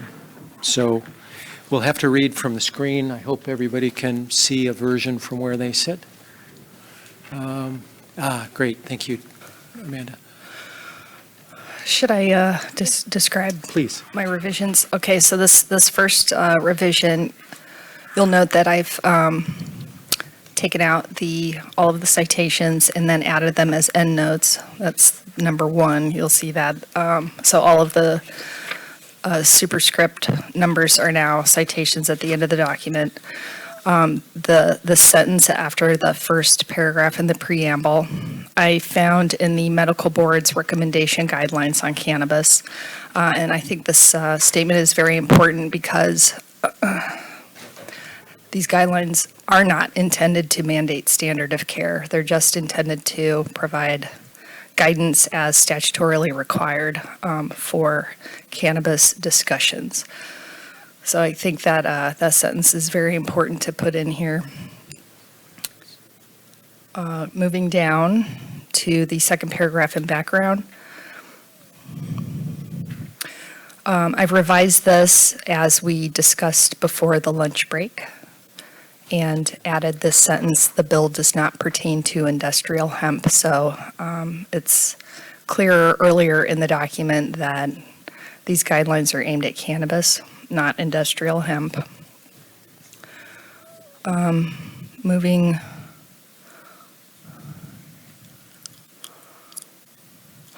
further down the document, under guidelines, second paragraph, I added, "A veterinarian cannot prescribe or recommend the use of cannabis, only enter into discussions with the veterinary client concerning appropriate medical use within the confines of a VCPR." That whole sentence was previously located under the conflicts of interest provision, so that's just, I just moved that over. So then I've completely restructured the conflicts of interest provisions. So now this whole paragraph pertains to the conflicts themselves as can be found in Business and Professions Code 650, which is the refund and rebate general Business and Professions Code provision aimed at all licensees. So here I've listed out veterinarian, RVT, and VACSP holder because the general Business and Professions Code speaks to all licensees, not just veterinarians, as AB 2215 was primarily aimed. So that makes it more clear as to how the board would enforce rebates and refunds with respect to cannabis licensees. And it would be applicable to all license holders, which would include registrants and permit holders. So the second sentence in that paragraph then goes on to quote Business and Professions Code Section 4883, subsection Q, and says the board is authorized to discipline a veterinarian who accepts, solicits, or offers any form of remuneration from or to a cannabis licensee if the veterinarian or his or her immediate family have a financial interest with the cannabis licensee. Again, that's a direct quote because we need to state the law at this point. I have included a definition for financial interest here that comes from that general Business and Professions Code Section 650, which Business and Professions Code Section 4883 specifically refers to. And then the final sentence in that paragraph says, further discussing medicinal cannabis with a client while the veterinarian is employed by or has an agreement with a cannabis licensee is prohibited. That comes from Business and Professions Code Section 4883, subdivision P. No, it's the other way. The first sentence is subdivision P. This is Q. And then the next paragraph.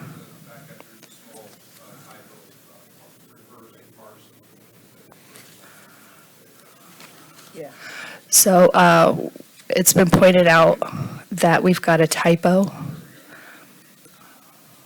All right, so that's been fixed.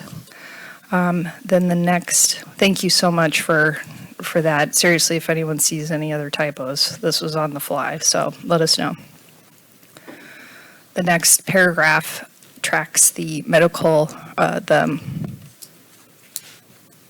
Medical Board of California's guidelines on recommendations, and I use this language, just kind of restated it how they do, because it seems to me that, well, first off, the new 2215 provisions were modeled after the medical board's statutes, and they are required to do recommendation guidelines, so it seems fitting to just go ahead and rely on their guidelines as to scenarios that would be prohibited and then just use that in our guidelines.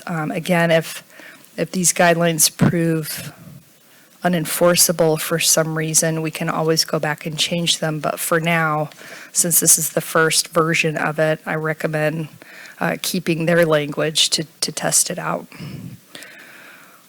All right, so this section lays out scenarios that veterinarians should avoid. And it starts off with, thus, a veterinarian should not have a professional office located at a dispensary or cultivation center, or receive financial compensation from or hold a financial interest in a dispensary or cultivation center. So all of these scenarios are based upon the statutes that are quoted in the prior paragraph.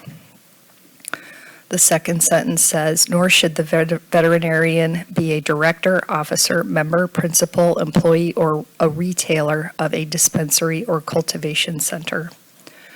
And lastly, a cannabis clinic or dispensary may not directly or indirectly employ a veterinarian to discuss cannabis with clients.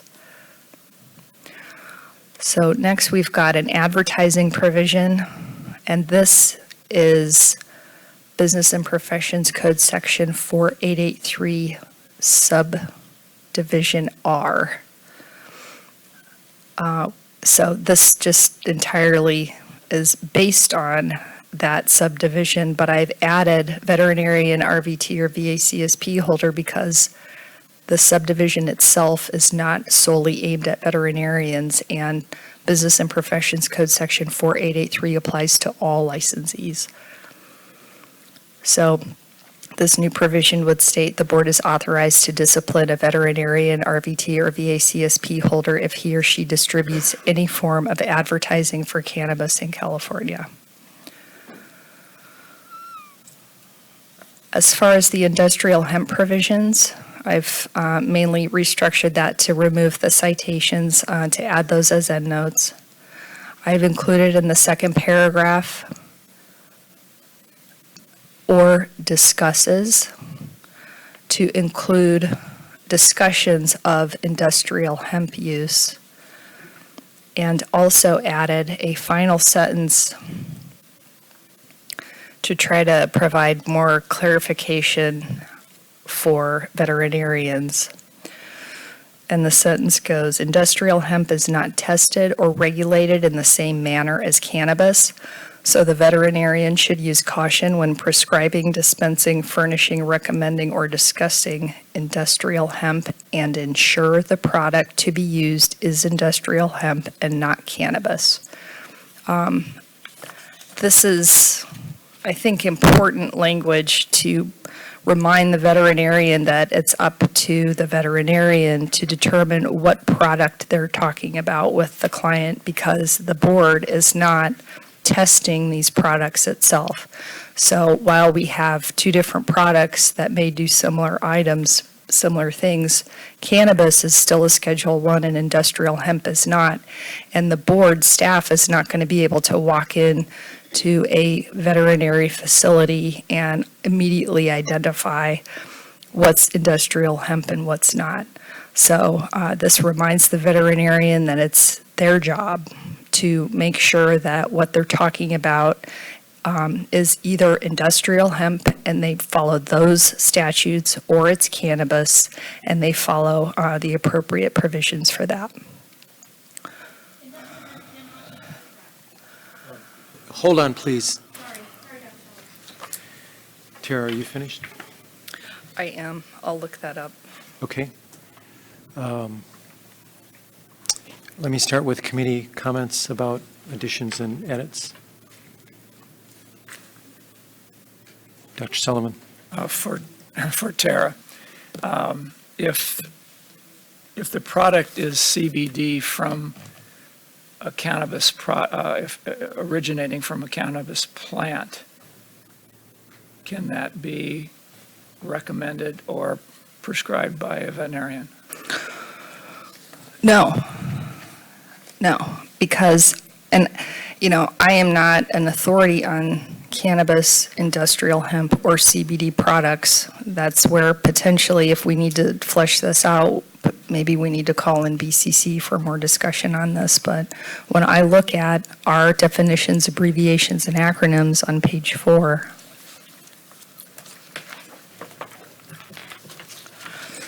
the definition of CBD includes the last sentence, which says, when extracted from hemp, this type of extract has less than 0.3% of THC.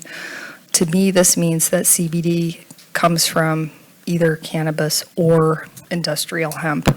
So that's why I'm saying that it's on the veterinarian to make sure that the CBD that they may be prescribing or recommending must be industrial hemp. The reason I bring that up is that my understanding from the confusion this morning is that if it is coming from, cannabis or marijuana, it is being tested and labeled accurately, whereas the hemp is not. And if I were to recommend it, I would have more confidence in recommending the CBD that has been tested and verified than I would be for a hemp product. That's why I think it's important and critical.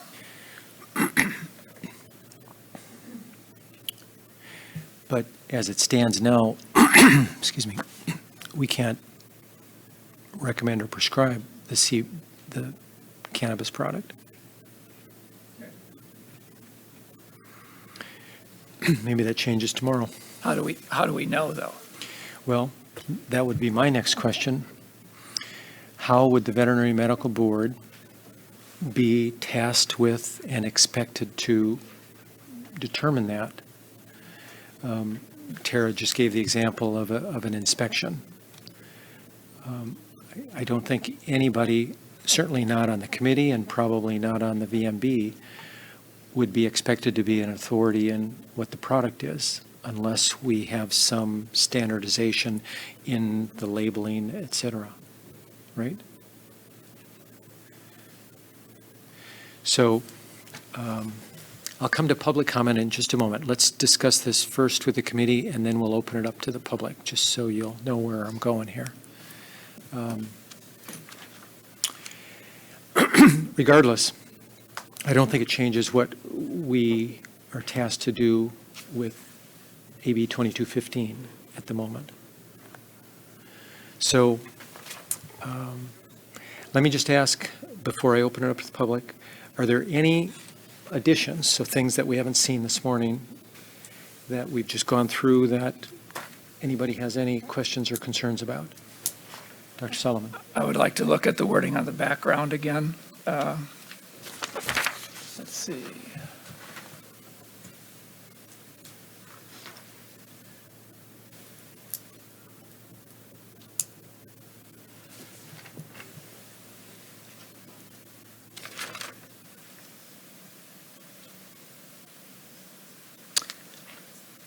Actually, I guess it's in the veterinary conflict of interest. Yes, please. Okay.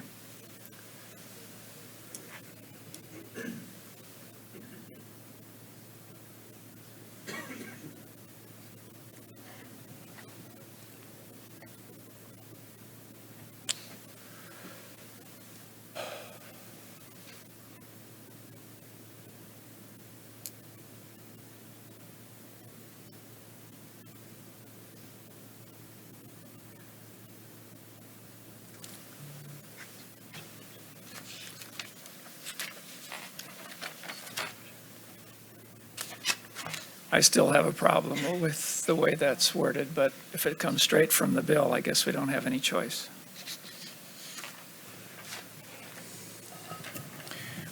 That's actually a good point.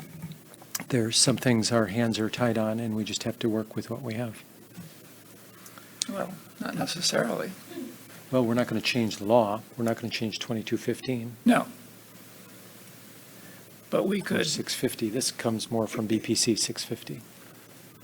not, in addition, the board is authorized to discipline a veterinarian who accepts, solicits, Right. or offers any form of remuneration from or to a cannabis licensee if the veterinarian or his family, immediate family, have financial interest with the cannabis licensee. Again, we're back to that verbiage that if you don't have a financial interest, then it's suggesting that you can accept it. So I think we, although that is the verbiage in the law, I would think that we could say it in a manner that is more straightforward. And I think what it is saying between that and the other section is that you cannot receive any remuneration whether you have a financial interest or not. Is that true or not true? I thought it was black and white. This to me is gray. Let me relay a concern a public member raised this morning.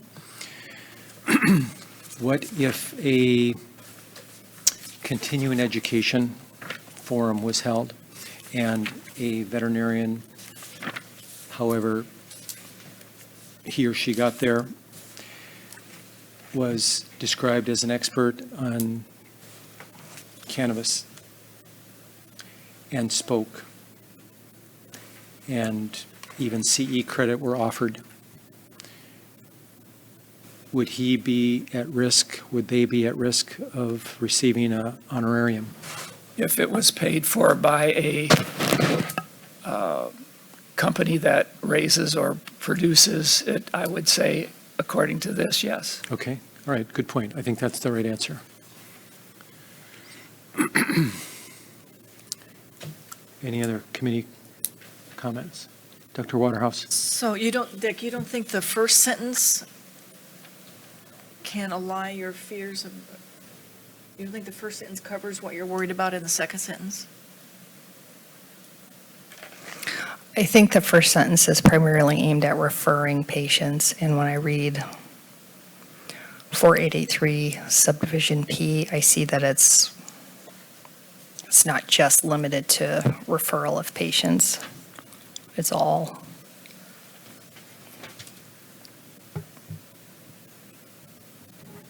But only if you have a financial interest.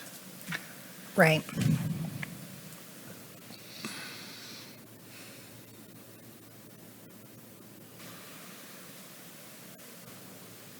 Well, if I'm the only one hung up on it, then we can move on. So in the CE Scenario. context, you could offer a course and receive payment for the course from a cannabis licensee as long as you didn't have any financial interest in that company itself. So you can still provide the education. You just can't do it by receiving both money to provide the education and money from the company itself for other reasons. Thank you. Public comments. Excuse me, Paul Hansberry, Lovingly and Legally. To answer your question about how you know the difference between a cannabis product and a hemp product, this symbol is required on labeling for all cannabis products, not for hemp products. The labeling and also the potency is required on the, and terpenes, if it's advertised that they have a certain amount of terpenes, the percentages and the ratios are required for cannabis products. Is there a name for the symbol? How do you It's refer called the to it? California Universal Symbol for Cannabis. Okay, thank you. Oh, one more thing. You mentioned, I think it's retail and cultivation. Manufacturing is conspicuously absent. It's another license. also events is another license. So speaking at an event for an information thing, I thought would be covered about what you just spoke about with the CE course as an example. But being compensated for a lecture, if you're not getting money back from the event, I think would be fine. But that's for you to decide. Thank you. Other public comment? So I have a tweak. Second paragraph under conflicts of interest. First sentence. Last half of that sentence where it starts, or receive financial compensation from or hold a financial interest in a dispensary or cultivation center. I think we could change that to financial interest in a cannabis licensee. We either do that or we start spelling out dispensary, retailer, manufacturer, cultivation center. Right. Okay, good. Good. All right, is that? Wait till she has it. Wait till Amanda has it down there. Tara, could you repeat that last sentence change?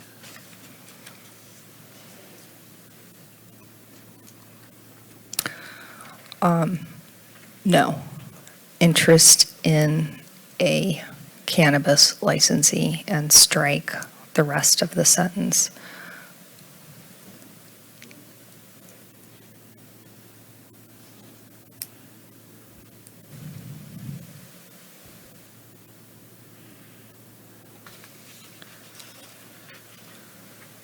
And then repeat that again on the fourth line.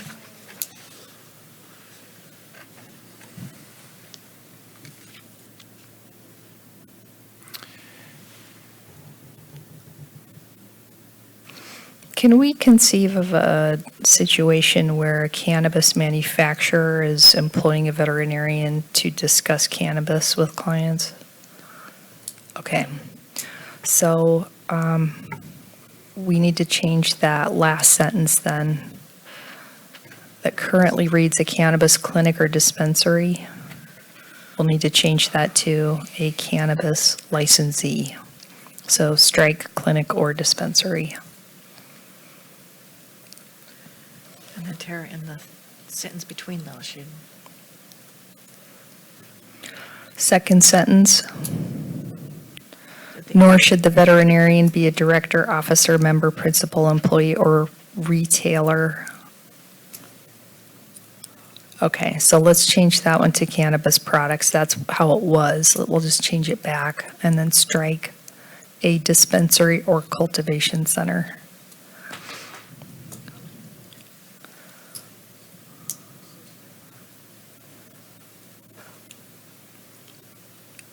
So to be clear, we're deviating from the medical board's guidelines for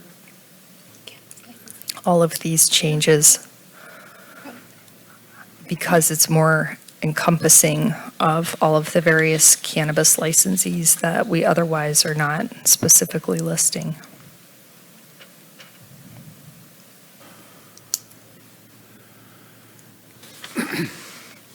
So as far as the point that you cannot prescribe industrial hemp,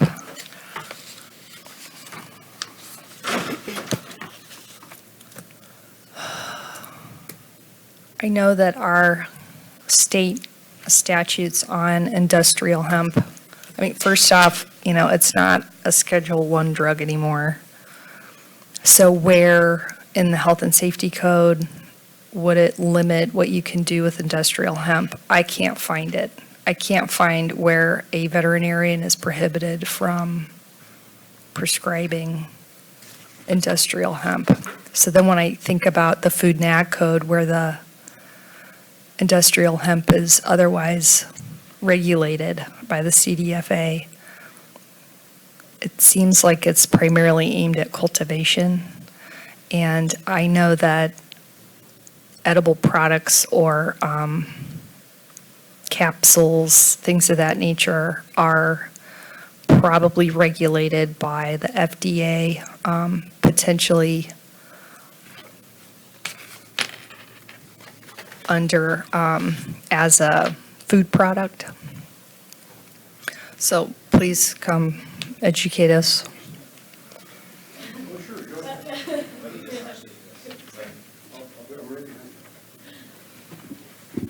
Hi, so Grant Miller, CVMA, and as you guys know, I'm a regulatory specialist for the Practice Act. And Tara, to speak to that in prescription, a prescription is a legal document that is outlined in CCR 16, Section 2032.2.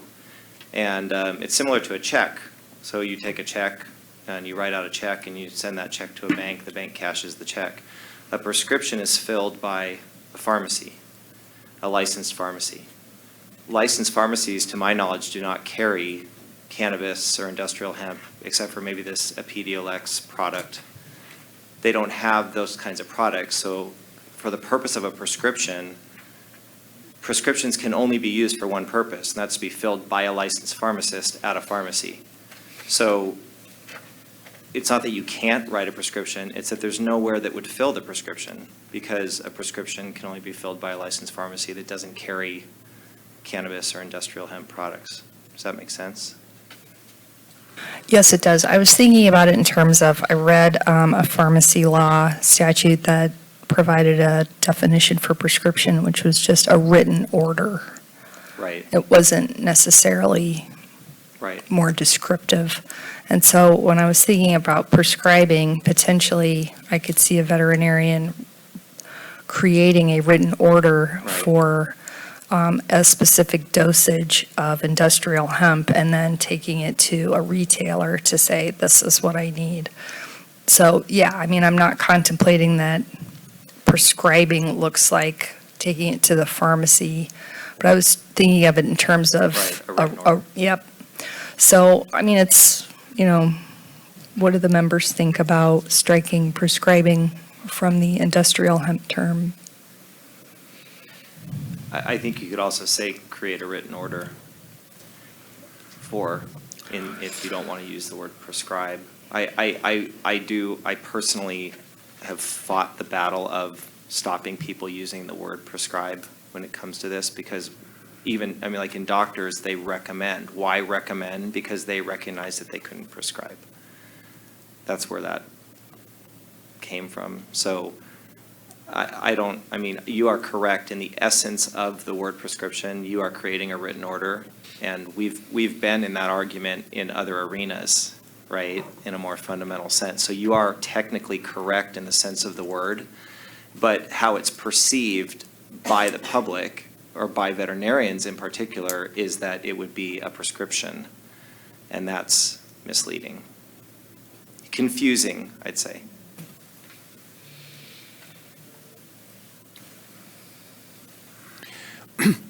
Grant, would you, I'm sorry, I just wanted to follow up. How would you prefer if we took out prescribing where it's highlighted? I don't think it needs to be there at all. Right. I mean, for that matter, you can use administers. I mean, we've forgotten administers. I mean, there are three things that we do. We administer, we dispense, and we prescribe. Those are the three things we can do. There's nothing saying that we're not allowed to administer this. I mean, if you think that's a good standard of practice, which is a separate, discussion. Administer is different from written order, no? It is, and, I hate the word furnishing. I think we should take that completely out. It's a confusing word, and it's encompassed. If you say administer, dispense, you're talking about. So, no, Jessica, I'm not allowed to go there. So I think that if you want to talk about creating a written order I think that would be a better choice than using the word prescribing, just for the sake of trying to help clarity in this situation, to help educate and train our profession into what's allowed and not. I don't think it would hurt to put administer in there either for that purpose, because they're allowed to do that.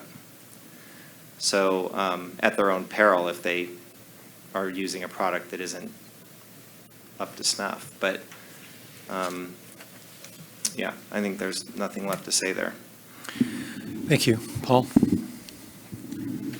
Hi, Paul Hansberry, lovingly and legally. Just to simplify things, I couldn't agree more with what Grant just had to say.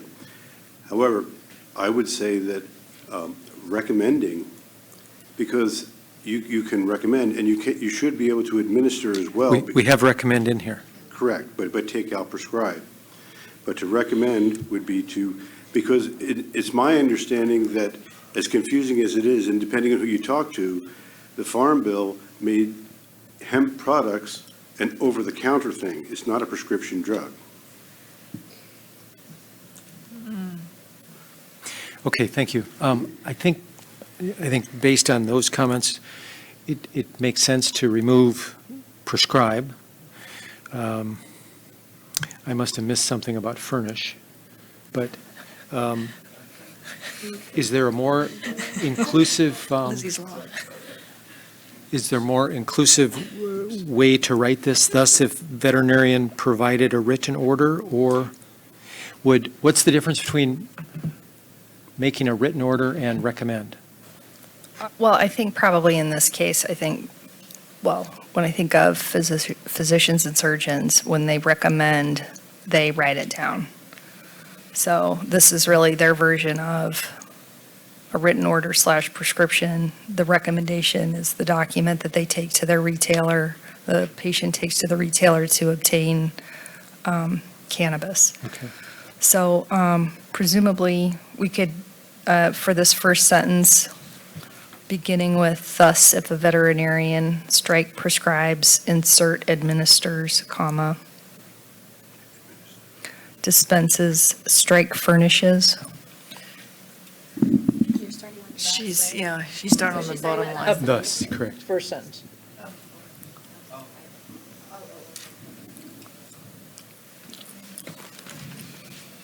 Strike dispense, or sorry, strike prescribes, yep.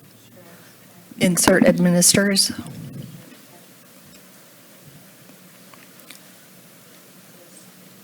Jessica, you had concerns with using the term furnishes? No, it was more of, we're having the same conversation that we had with consultation, so. Okay. So are we okay to leave furnishes? All Well, right.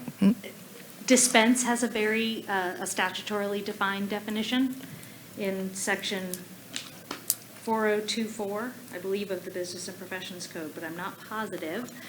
It says, except, this is subsection A, it says dispense means the furnishing of drugs or devices upon a prescription from a physician, dentist, optometrist, podiatrist, veterinarian, or naturopathic doctor. Liz, please read that again slowly. Dispense, in quotes, means the furnishing of drugs or devices upon a prescription from a physician, dentist, optometrist, podiatrist, veterinarian, or naturopathic doctor. So we've had this discussion before about whether or not a veterinarian dispenses drugs, because they can compound and have Sure. drugs in their facility. But if- Do they dispense based upon a prescription? And if we can't prescribe cannabis or industrial hemp, which I argue we can't because they're not prescription drugs, then we also can't dispense them. Well, it seems to me that from the comments, the written order seems to be more all-inclusive and more general and not as specific as getting into the definition of dispense. So we have a lot of over-the-counter products that we recommend. Correct. We don't write a prescription for them. We don't write an order for them. We tell the client, basically verbally, this is what you can use, and we may write it down, but we're not prescribing it. We're not dispensing it. We're recommending it. Well, how about we take How would out, that sound if we just took out everything but recommend or discuss? I would leave administers. and I think that if we took out dispenses, we'd still have furnishes.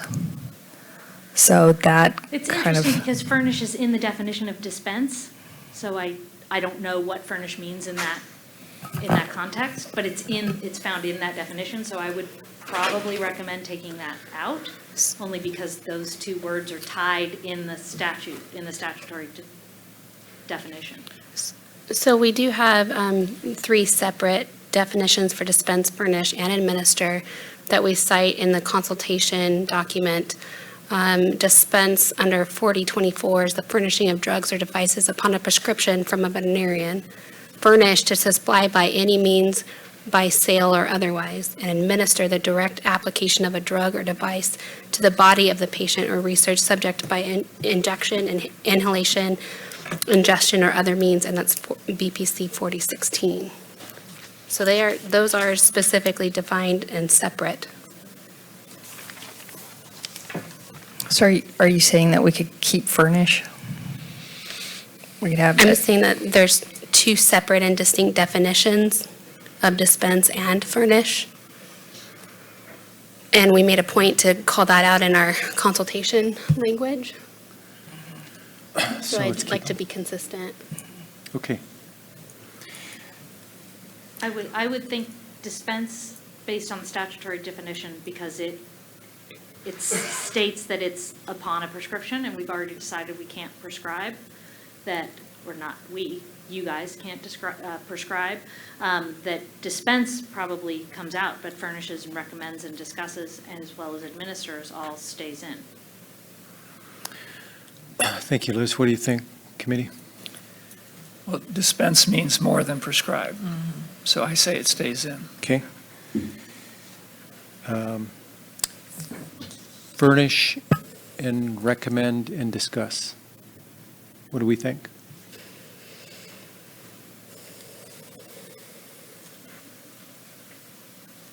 Oh, I missed administer.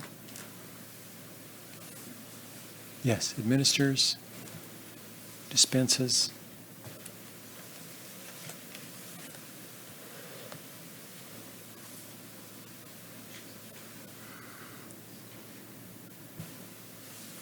So as it's written there, administer, dispense, furnish, recommends, or discuss.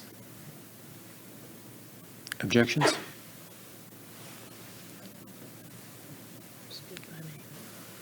Okay. Do we need to change the final sentence with prescribing? Oh, yeah, good point. Good point. So the last sentence, as prescribed. Yeah.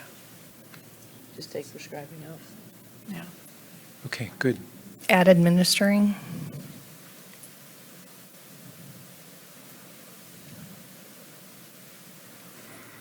Good catch, Meg. Okay. Anything else? No, I want to get a vote before we take a break, before we lose momentum. Okay. If there aren't any other committee comments, I would like to entertain some sort of a motion here. I would like to move that the guidelines for discussion of cannabis for use in veterinary patients as amended and reworded here today be advanced to the Veterinary Medical Board for review. Second that. Lazarchev seconds. Comments? Public comments? Is there a second? Yeah, sorry, Dr. Lazarchev. Any other committee comments? Any other public comments?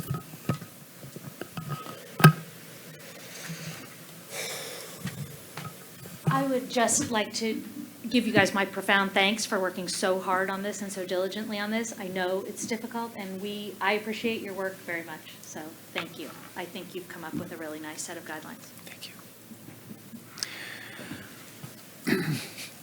Call for the vote, please. Dr. Pollard? Aye. Mr. Ekman? Aye. Dr. Lazarchev? Ms. Laredo? Yes. Ms. Schoffelt? Dr. Sullivan? Aye. Dr. Warner? Aye. Dr. Waterhouse? Yes. Motion carries.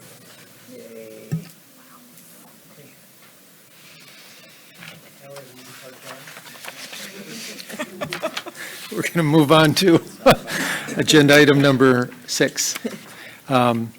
Discussion and potential recommendations on defining conditions that must be met for board approval of providing statutory authority for a veterinarian to give clients cannabis treatment recommendations. This item emanated from a VMB member's kind of a thought experiment. At the last meeting, he postulated what would it take, what would we need for veterinarians to do more than what we're permitted to do right now, or will be. So, let's see, where are we? Number 6. We put together this memo.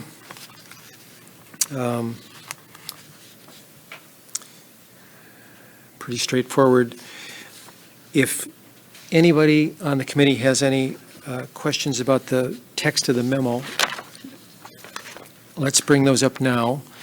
And then if not, I'd like to go to the bullet points and then just start both discussing those and adding any others. Before we get started, I'd like to provide clarification on the bottom of the page. It said that according to Assembly BNP committee staff, the author's office will address the committee's concern regarding the lack of research and necessary funding. Since that memo, it's been clarified that they are not willing to address that at this time. However, the Assembly Business and Professions Committee did send potential amendments over to the Appropriations Committee to try to address it there. So I just wanted to provide that quick clarification. And could you elaborate on what that means for, goes to the Appropriation Committee? What happens next? So the bill is now out of both policy committees, and so it's onto the last leg of it before it goes to the Assembly floor that's in the Appropriations, where it looks at the fiscal impact of the bill. And so it still has one more committee, the Appropriations Committee, to get through before it goes to the Assembly floor. Okay, thank you. Dr. Waterhouse. Do we have any details on that funding, how that would work? Any details there? Okay, thank you.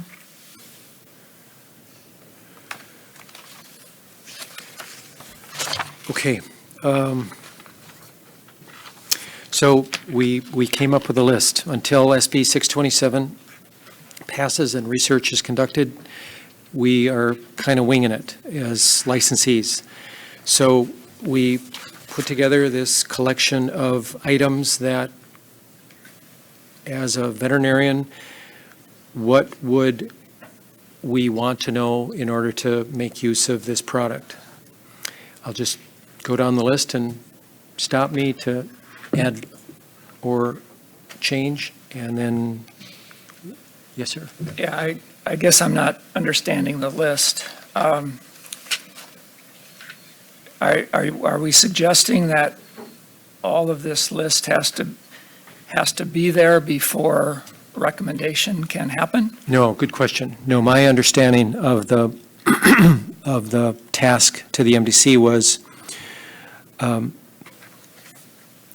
there's 5 veterinarians here. We all might have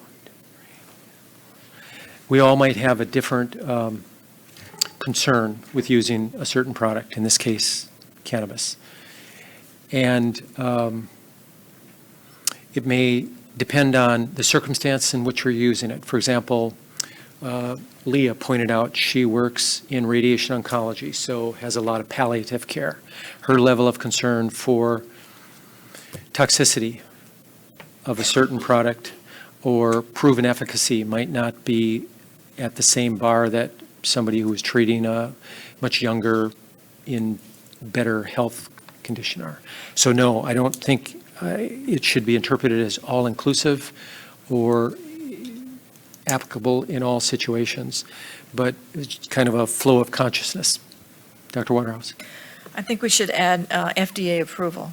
I mean, if a drug is FDA approved, then I think by that very nature, then we should be able to use it. Okay. Any questions about what any of these items mean to anybody? I think they're pretty clear, but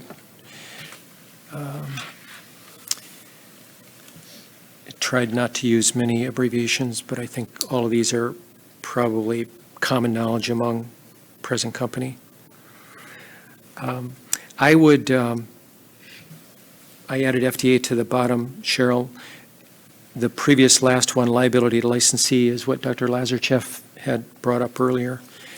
I think that's going to be a difficult one to flesh out with regard to how the VMB assigns authority and blame and responsibility for turnouts to a licensee until we know more than we know now.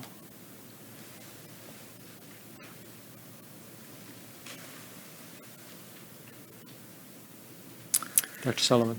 Well, here we go again. I'm entering this totally differently. To me, the importance of recommend is not to recommend a perfect product. To me, it's to be able to discuss with our clients, recommending what we would feel comfortable as a safe dose right at this point in time.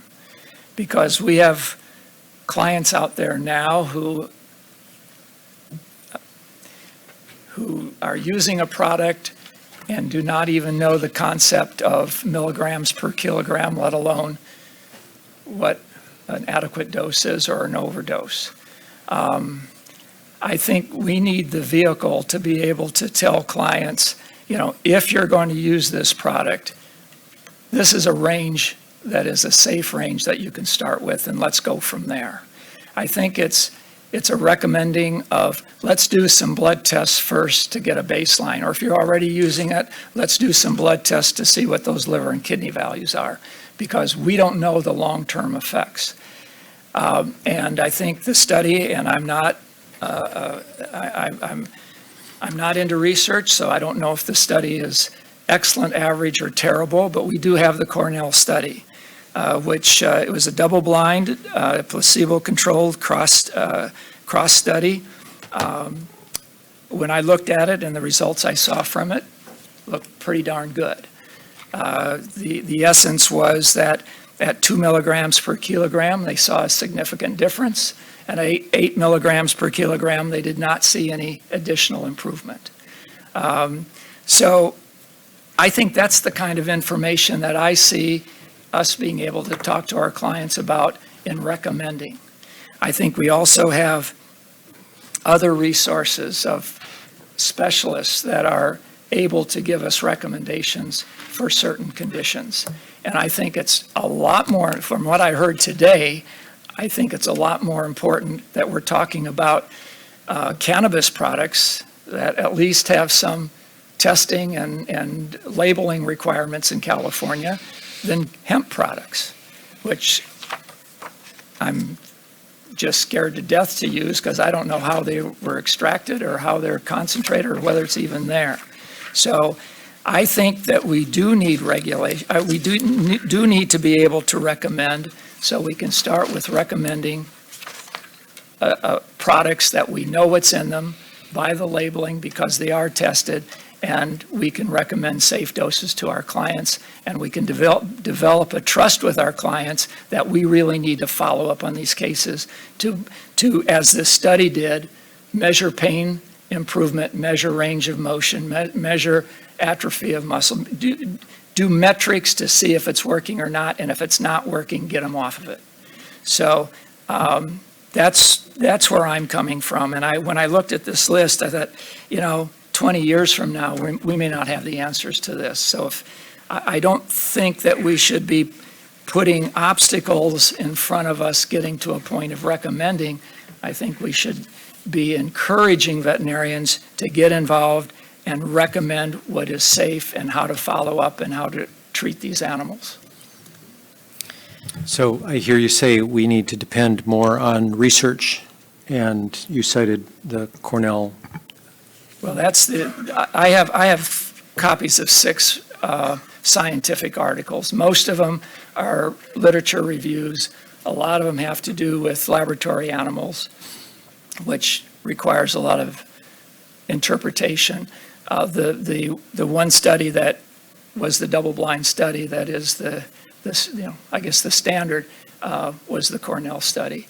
But we have speakers out there today. We have, I think Cheryl and I were at one this spring.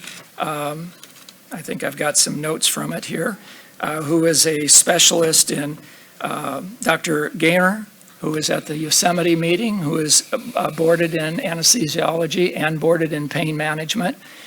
He did not talk about cannabis because of our laws here, but he did provide us with a PowerPoint, Cheryl and I, on a PowerPoint on his presentation.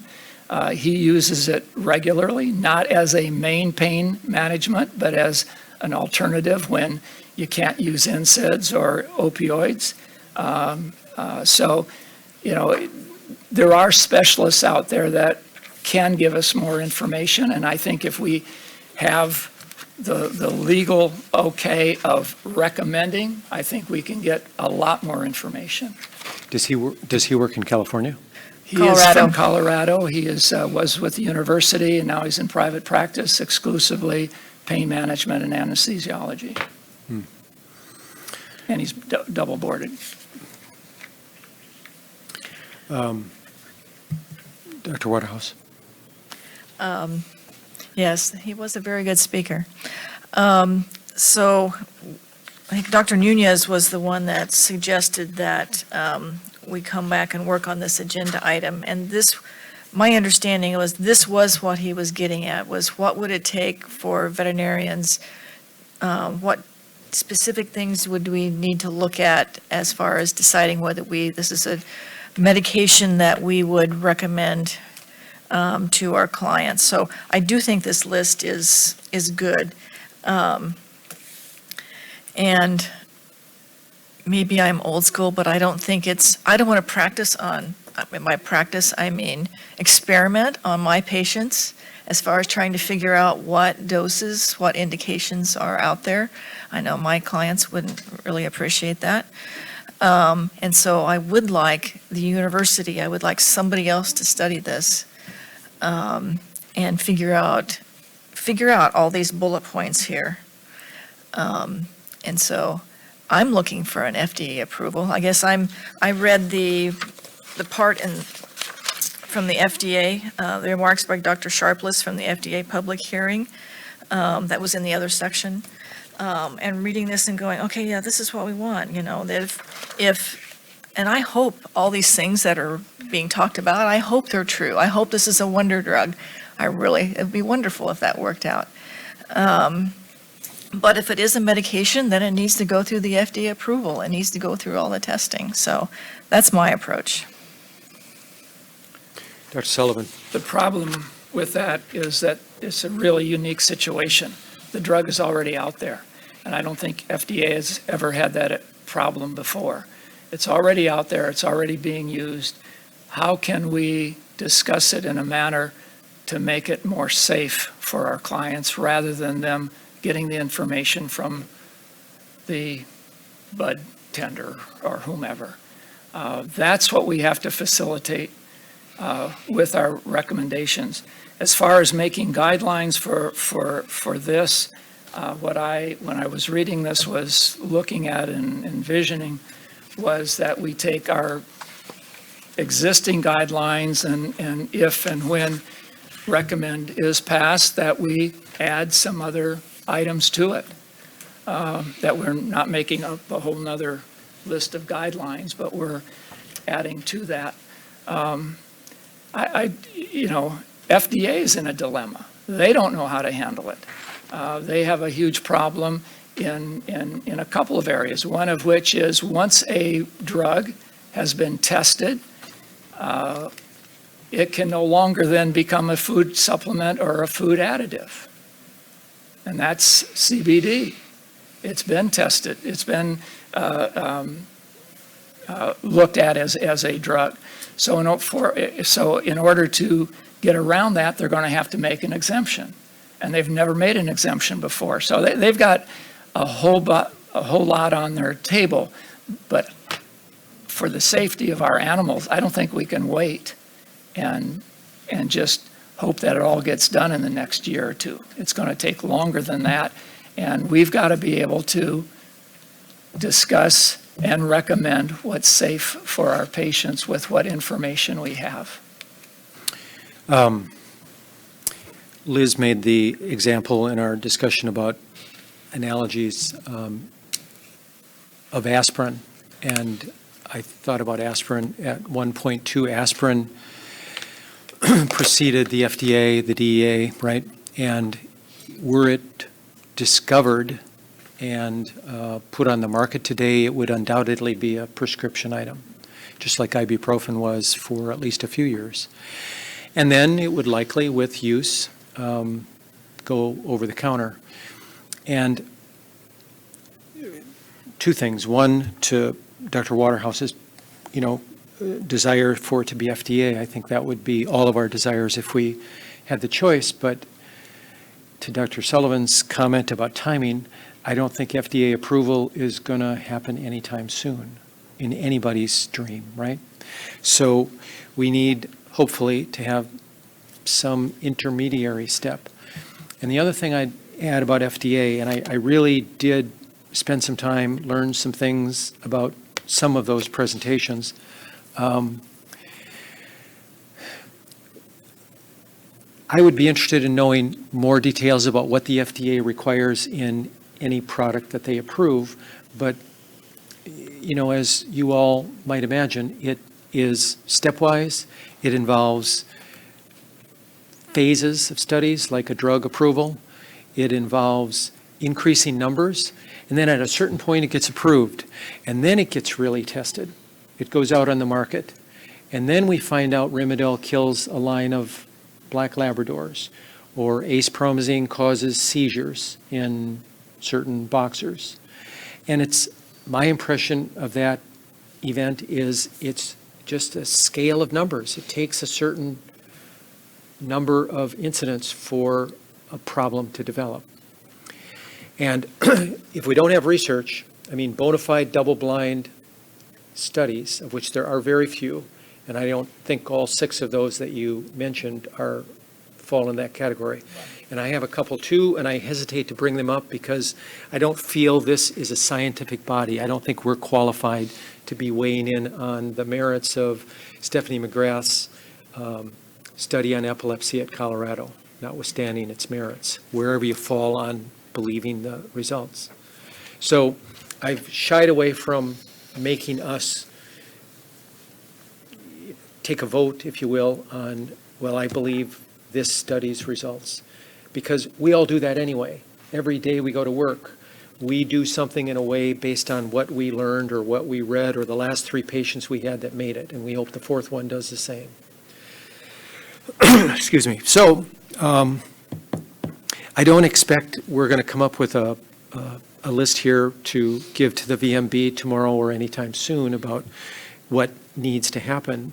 But I hope, and I'm going to open this up for public comment in a moment then, if we don't have any further comments, that it just propels the discussion about what are the important things to certain people.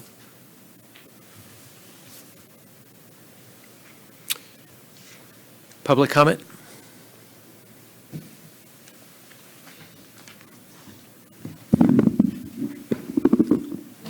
Good afternoon, Susan Tibbin. Thank you very, very much, doctors, for being aware of just how much medicine, both good and bad, is out there that is both cannabis and hemp-based. We would suggest 3 possible additions to the bulleted points, which are really excellent and comprehensive. There's a phrase that's been used for many decades, people just sort of working with some veterinarians who are willing to work with them and using cannabis-based medicine. And the phrase is, go low and go slow. You've heard of it, of course. But it might be something we want to put in there because it's widely used. When we move down to the product delivery, on delivery, many people, both humans and working with animals, use suppositories because the delivery system is such that you get about 75% of the active ingredients versus about 35%, say, in an oral dose. And then finally, when we're looking at sort of the preamble to the bulleted points, and we talk about adequate research is conducted, in as much as Dr. Pollard elucidated, we're probably not going to see rescheduling anytime soon, particularly with this federal administration. So perhaps we can be a bit more specific. You know, what would adequate mean? Numbers of studies, years of studies, numbers of that kind of thing, to just drill down a little bit more so we're not waiting a decade or two. Thank you.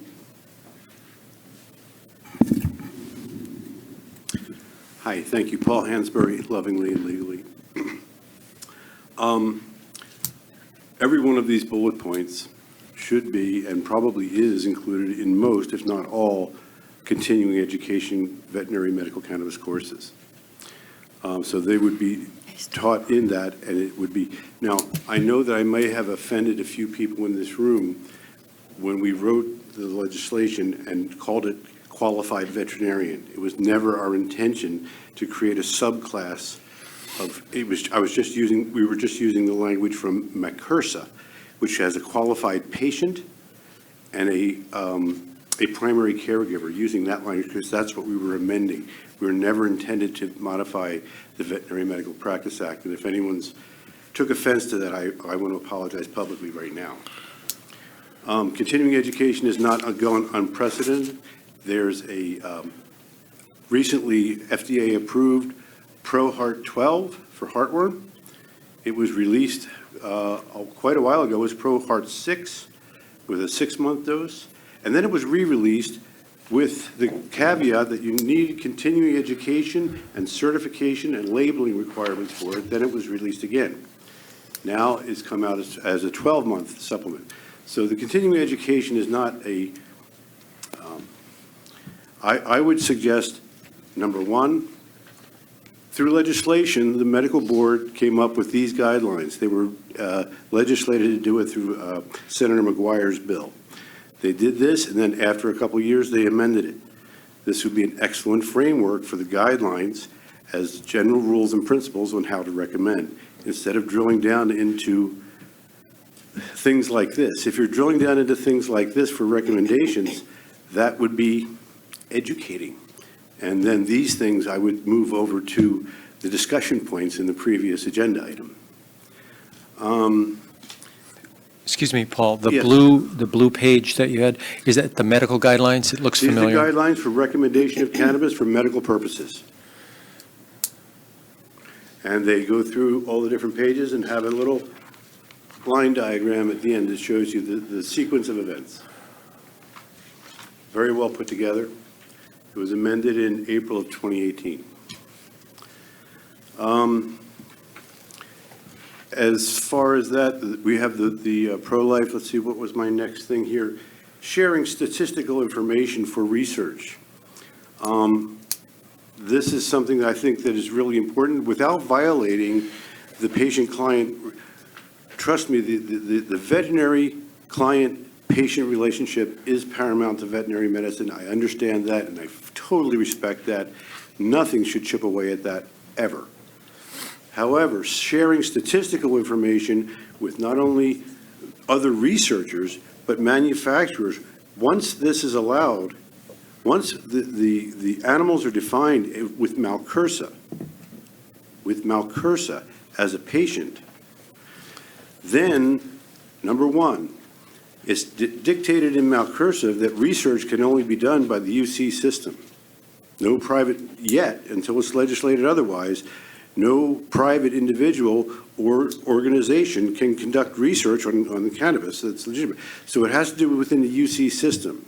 Seems to me a little bit over a year ago, there was someone who was from UC Davis who was looking for $100,000 so they could do the basic CBD study. As of in the meeting in Riverside, they still hadn't gotten that $100,000. Once Malcursa defines the animal patient as a patient, then they're available to access those funds from the state to produce that kind of research. It opens the door for that. And sharing the statistical information with the veterinarian would help to inform that next clinical study. Oh, yes, this works great with irritable bowel syndrome, having great success, so let's try that and do our double-blind study on that because we're having so much success on it.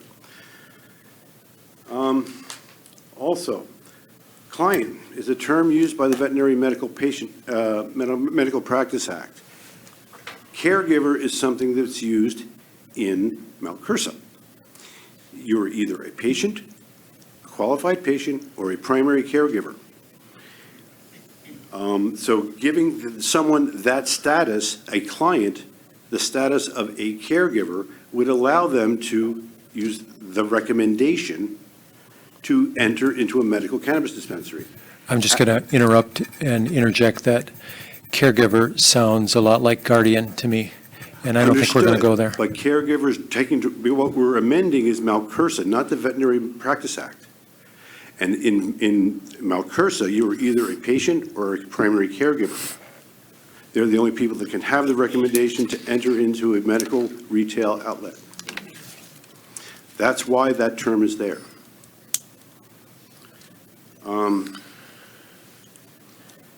So that's why, and again, we weren't, what is this? Okay.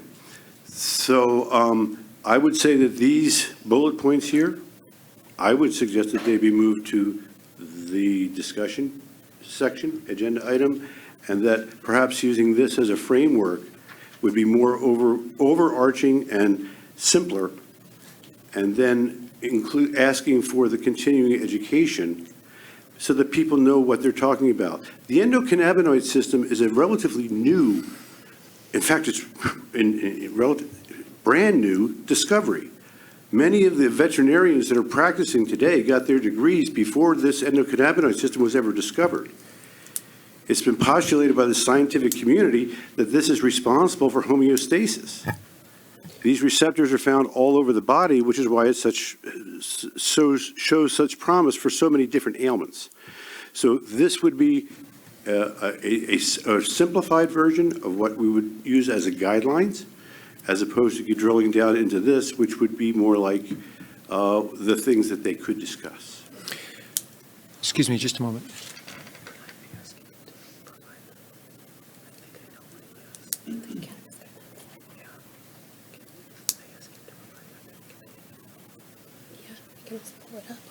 Okay.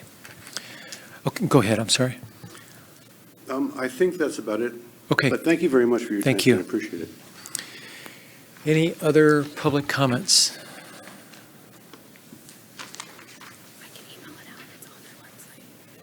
Okay, thank you.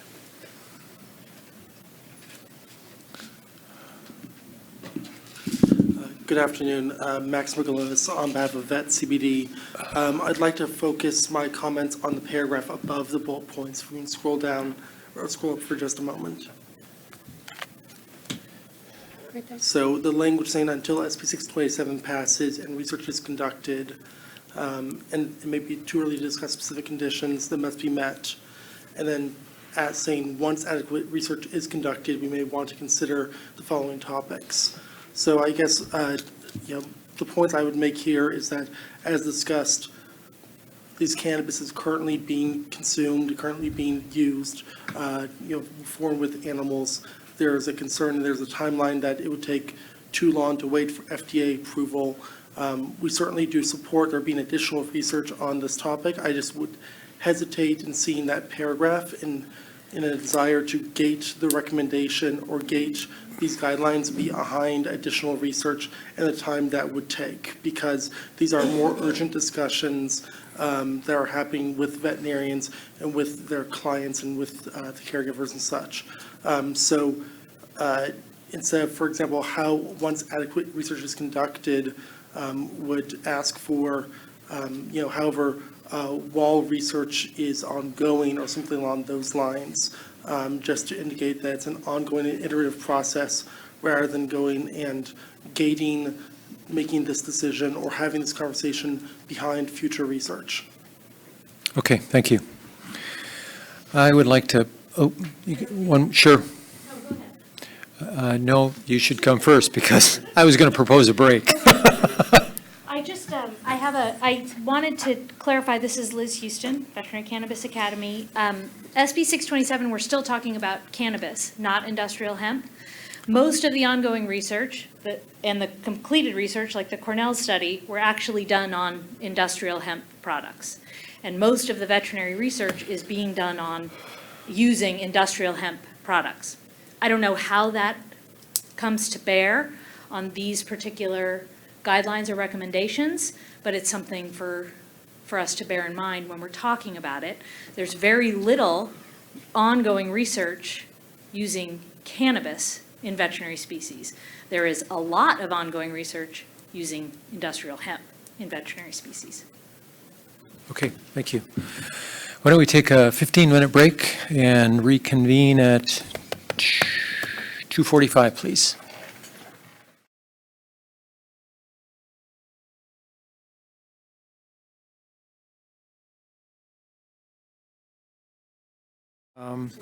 There were a couple of other points made in the break, additions to this bullet point, so I want to let Stuart Ekman weigh in, please.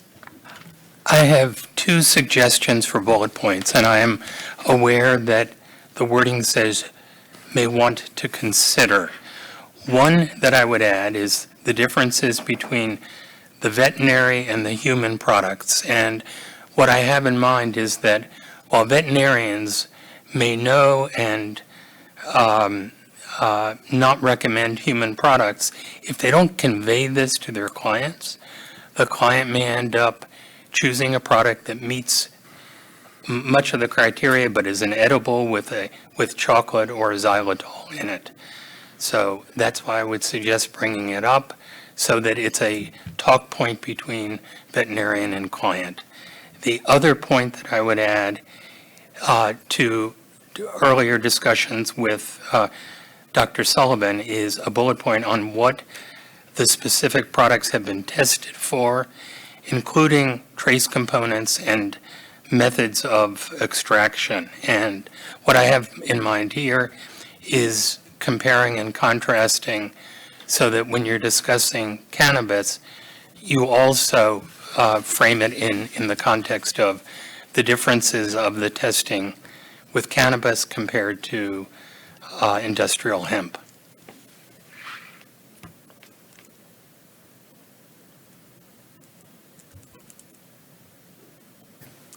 Did you get all of that? Okay.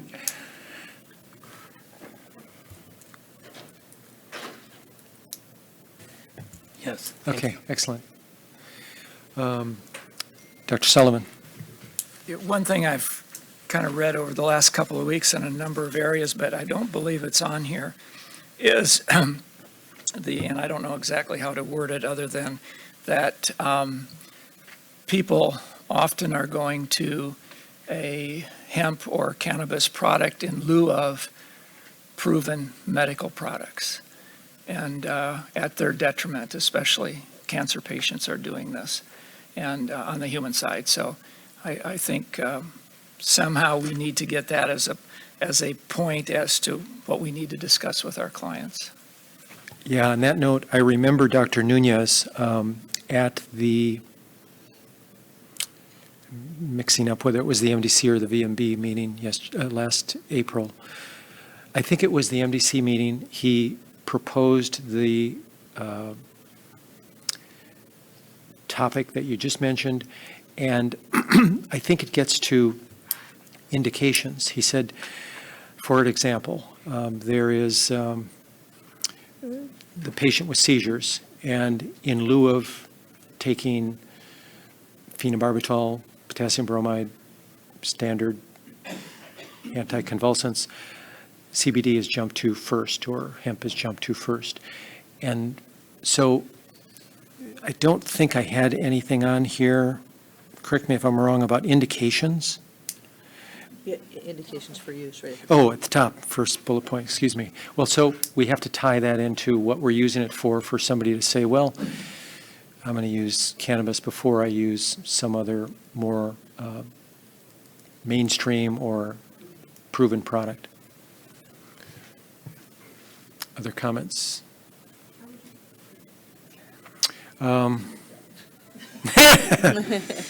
I would say, Proven alternatives? yeah, I like that. Under, if you could, I was going to say, put it as number 2, indications for use, and then number 2 would be, yeah, proven alternatives. It'll at least, it'll get the point across, and we can discuss it if there are questions. Okay. Come to the table, please.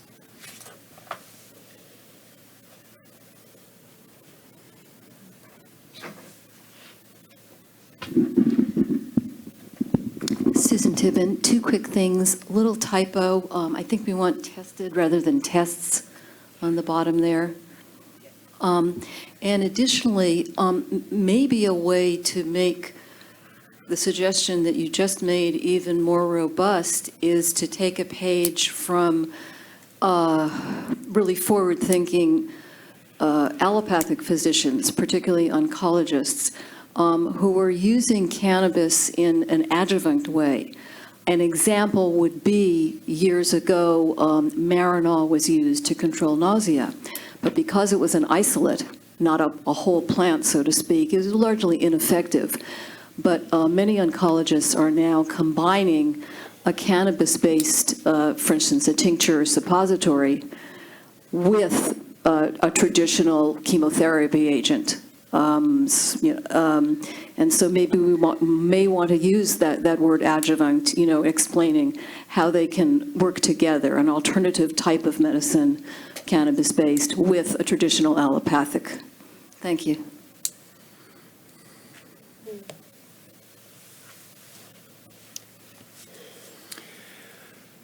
Yes. And just quickly, we mentioned Paul Hansberry. I mentioned before the guidelines for recommendation of cannabis for medical purposes. What you were just talking about is the basis and the core of what this recommendation guidelines are all about. And you can see that, unfortunately, I only brought 1 copy. That's all right. Actually, at the break, Jessica indicated she would email us that document that you have there. Excellent. Thank you very much.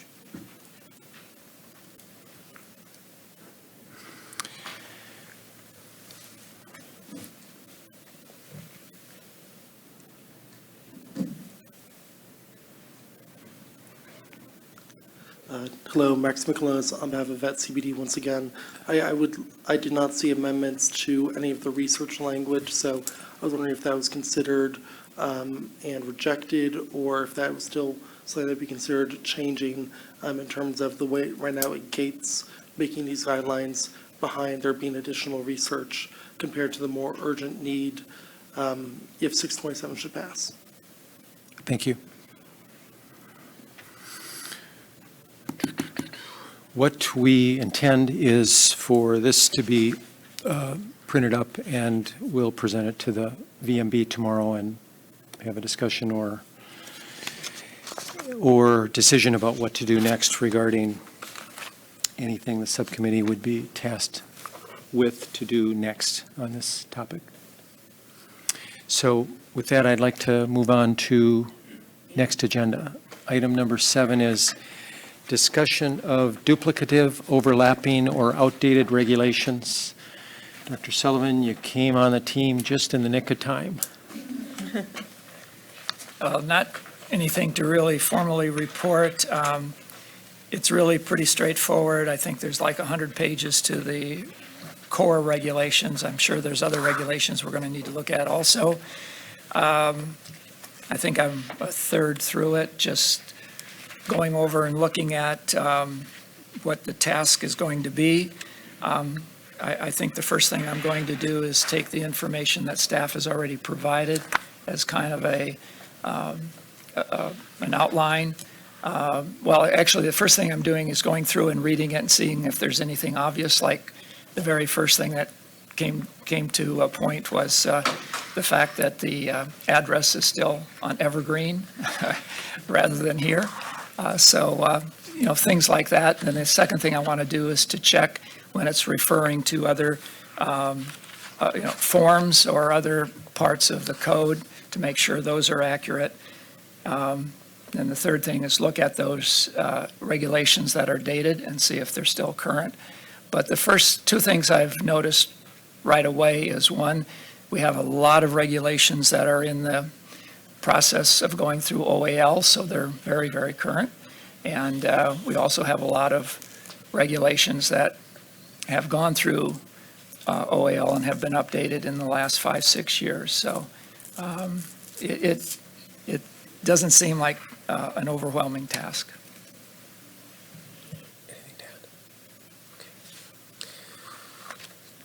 Okay, sounds like that continues.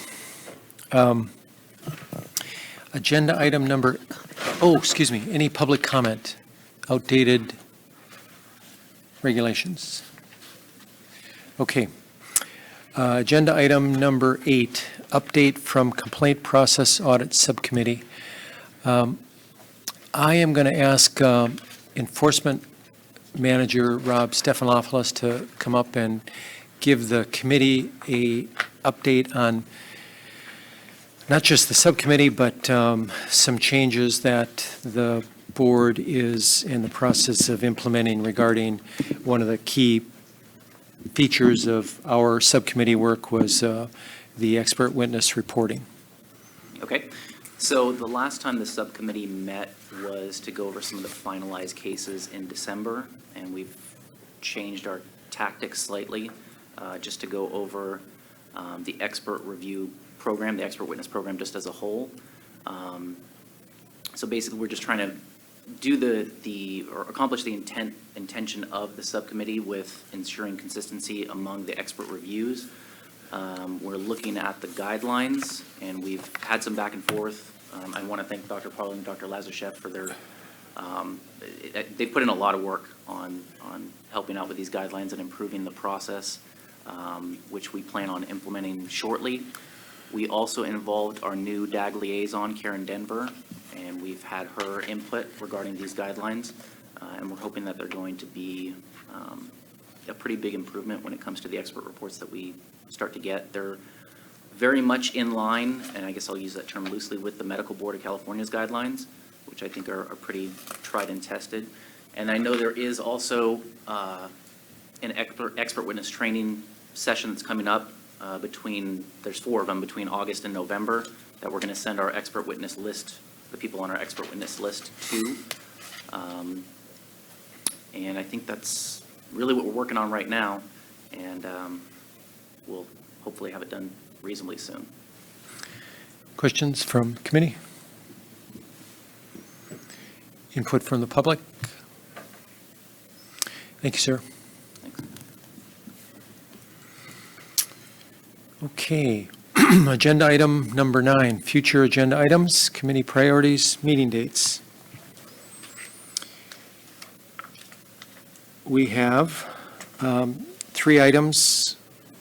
Corporate practice of veterinary medicine influence we didn't get to today. One of the subcommittee members is absent.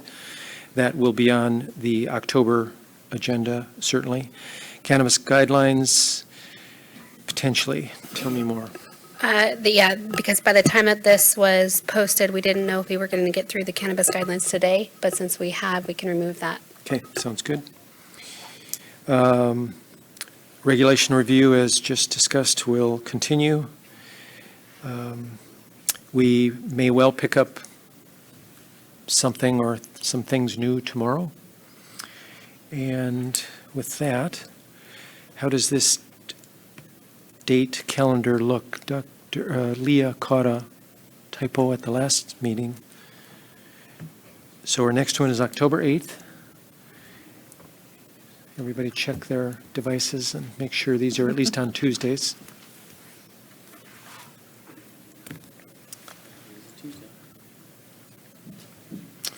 All right. So next meeting, January 28th. Merry Christmas. May I have a motion to adjourn, please? Second. I second. Thank you all.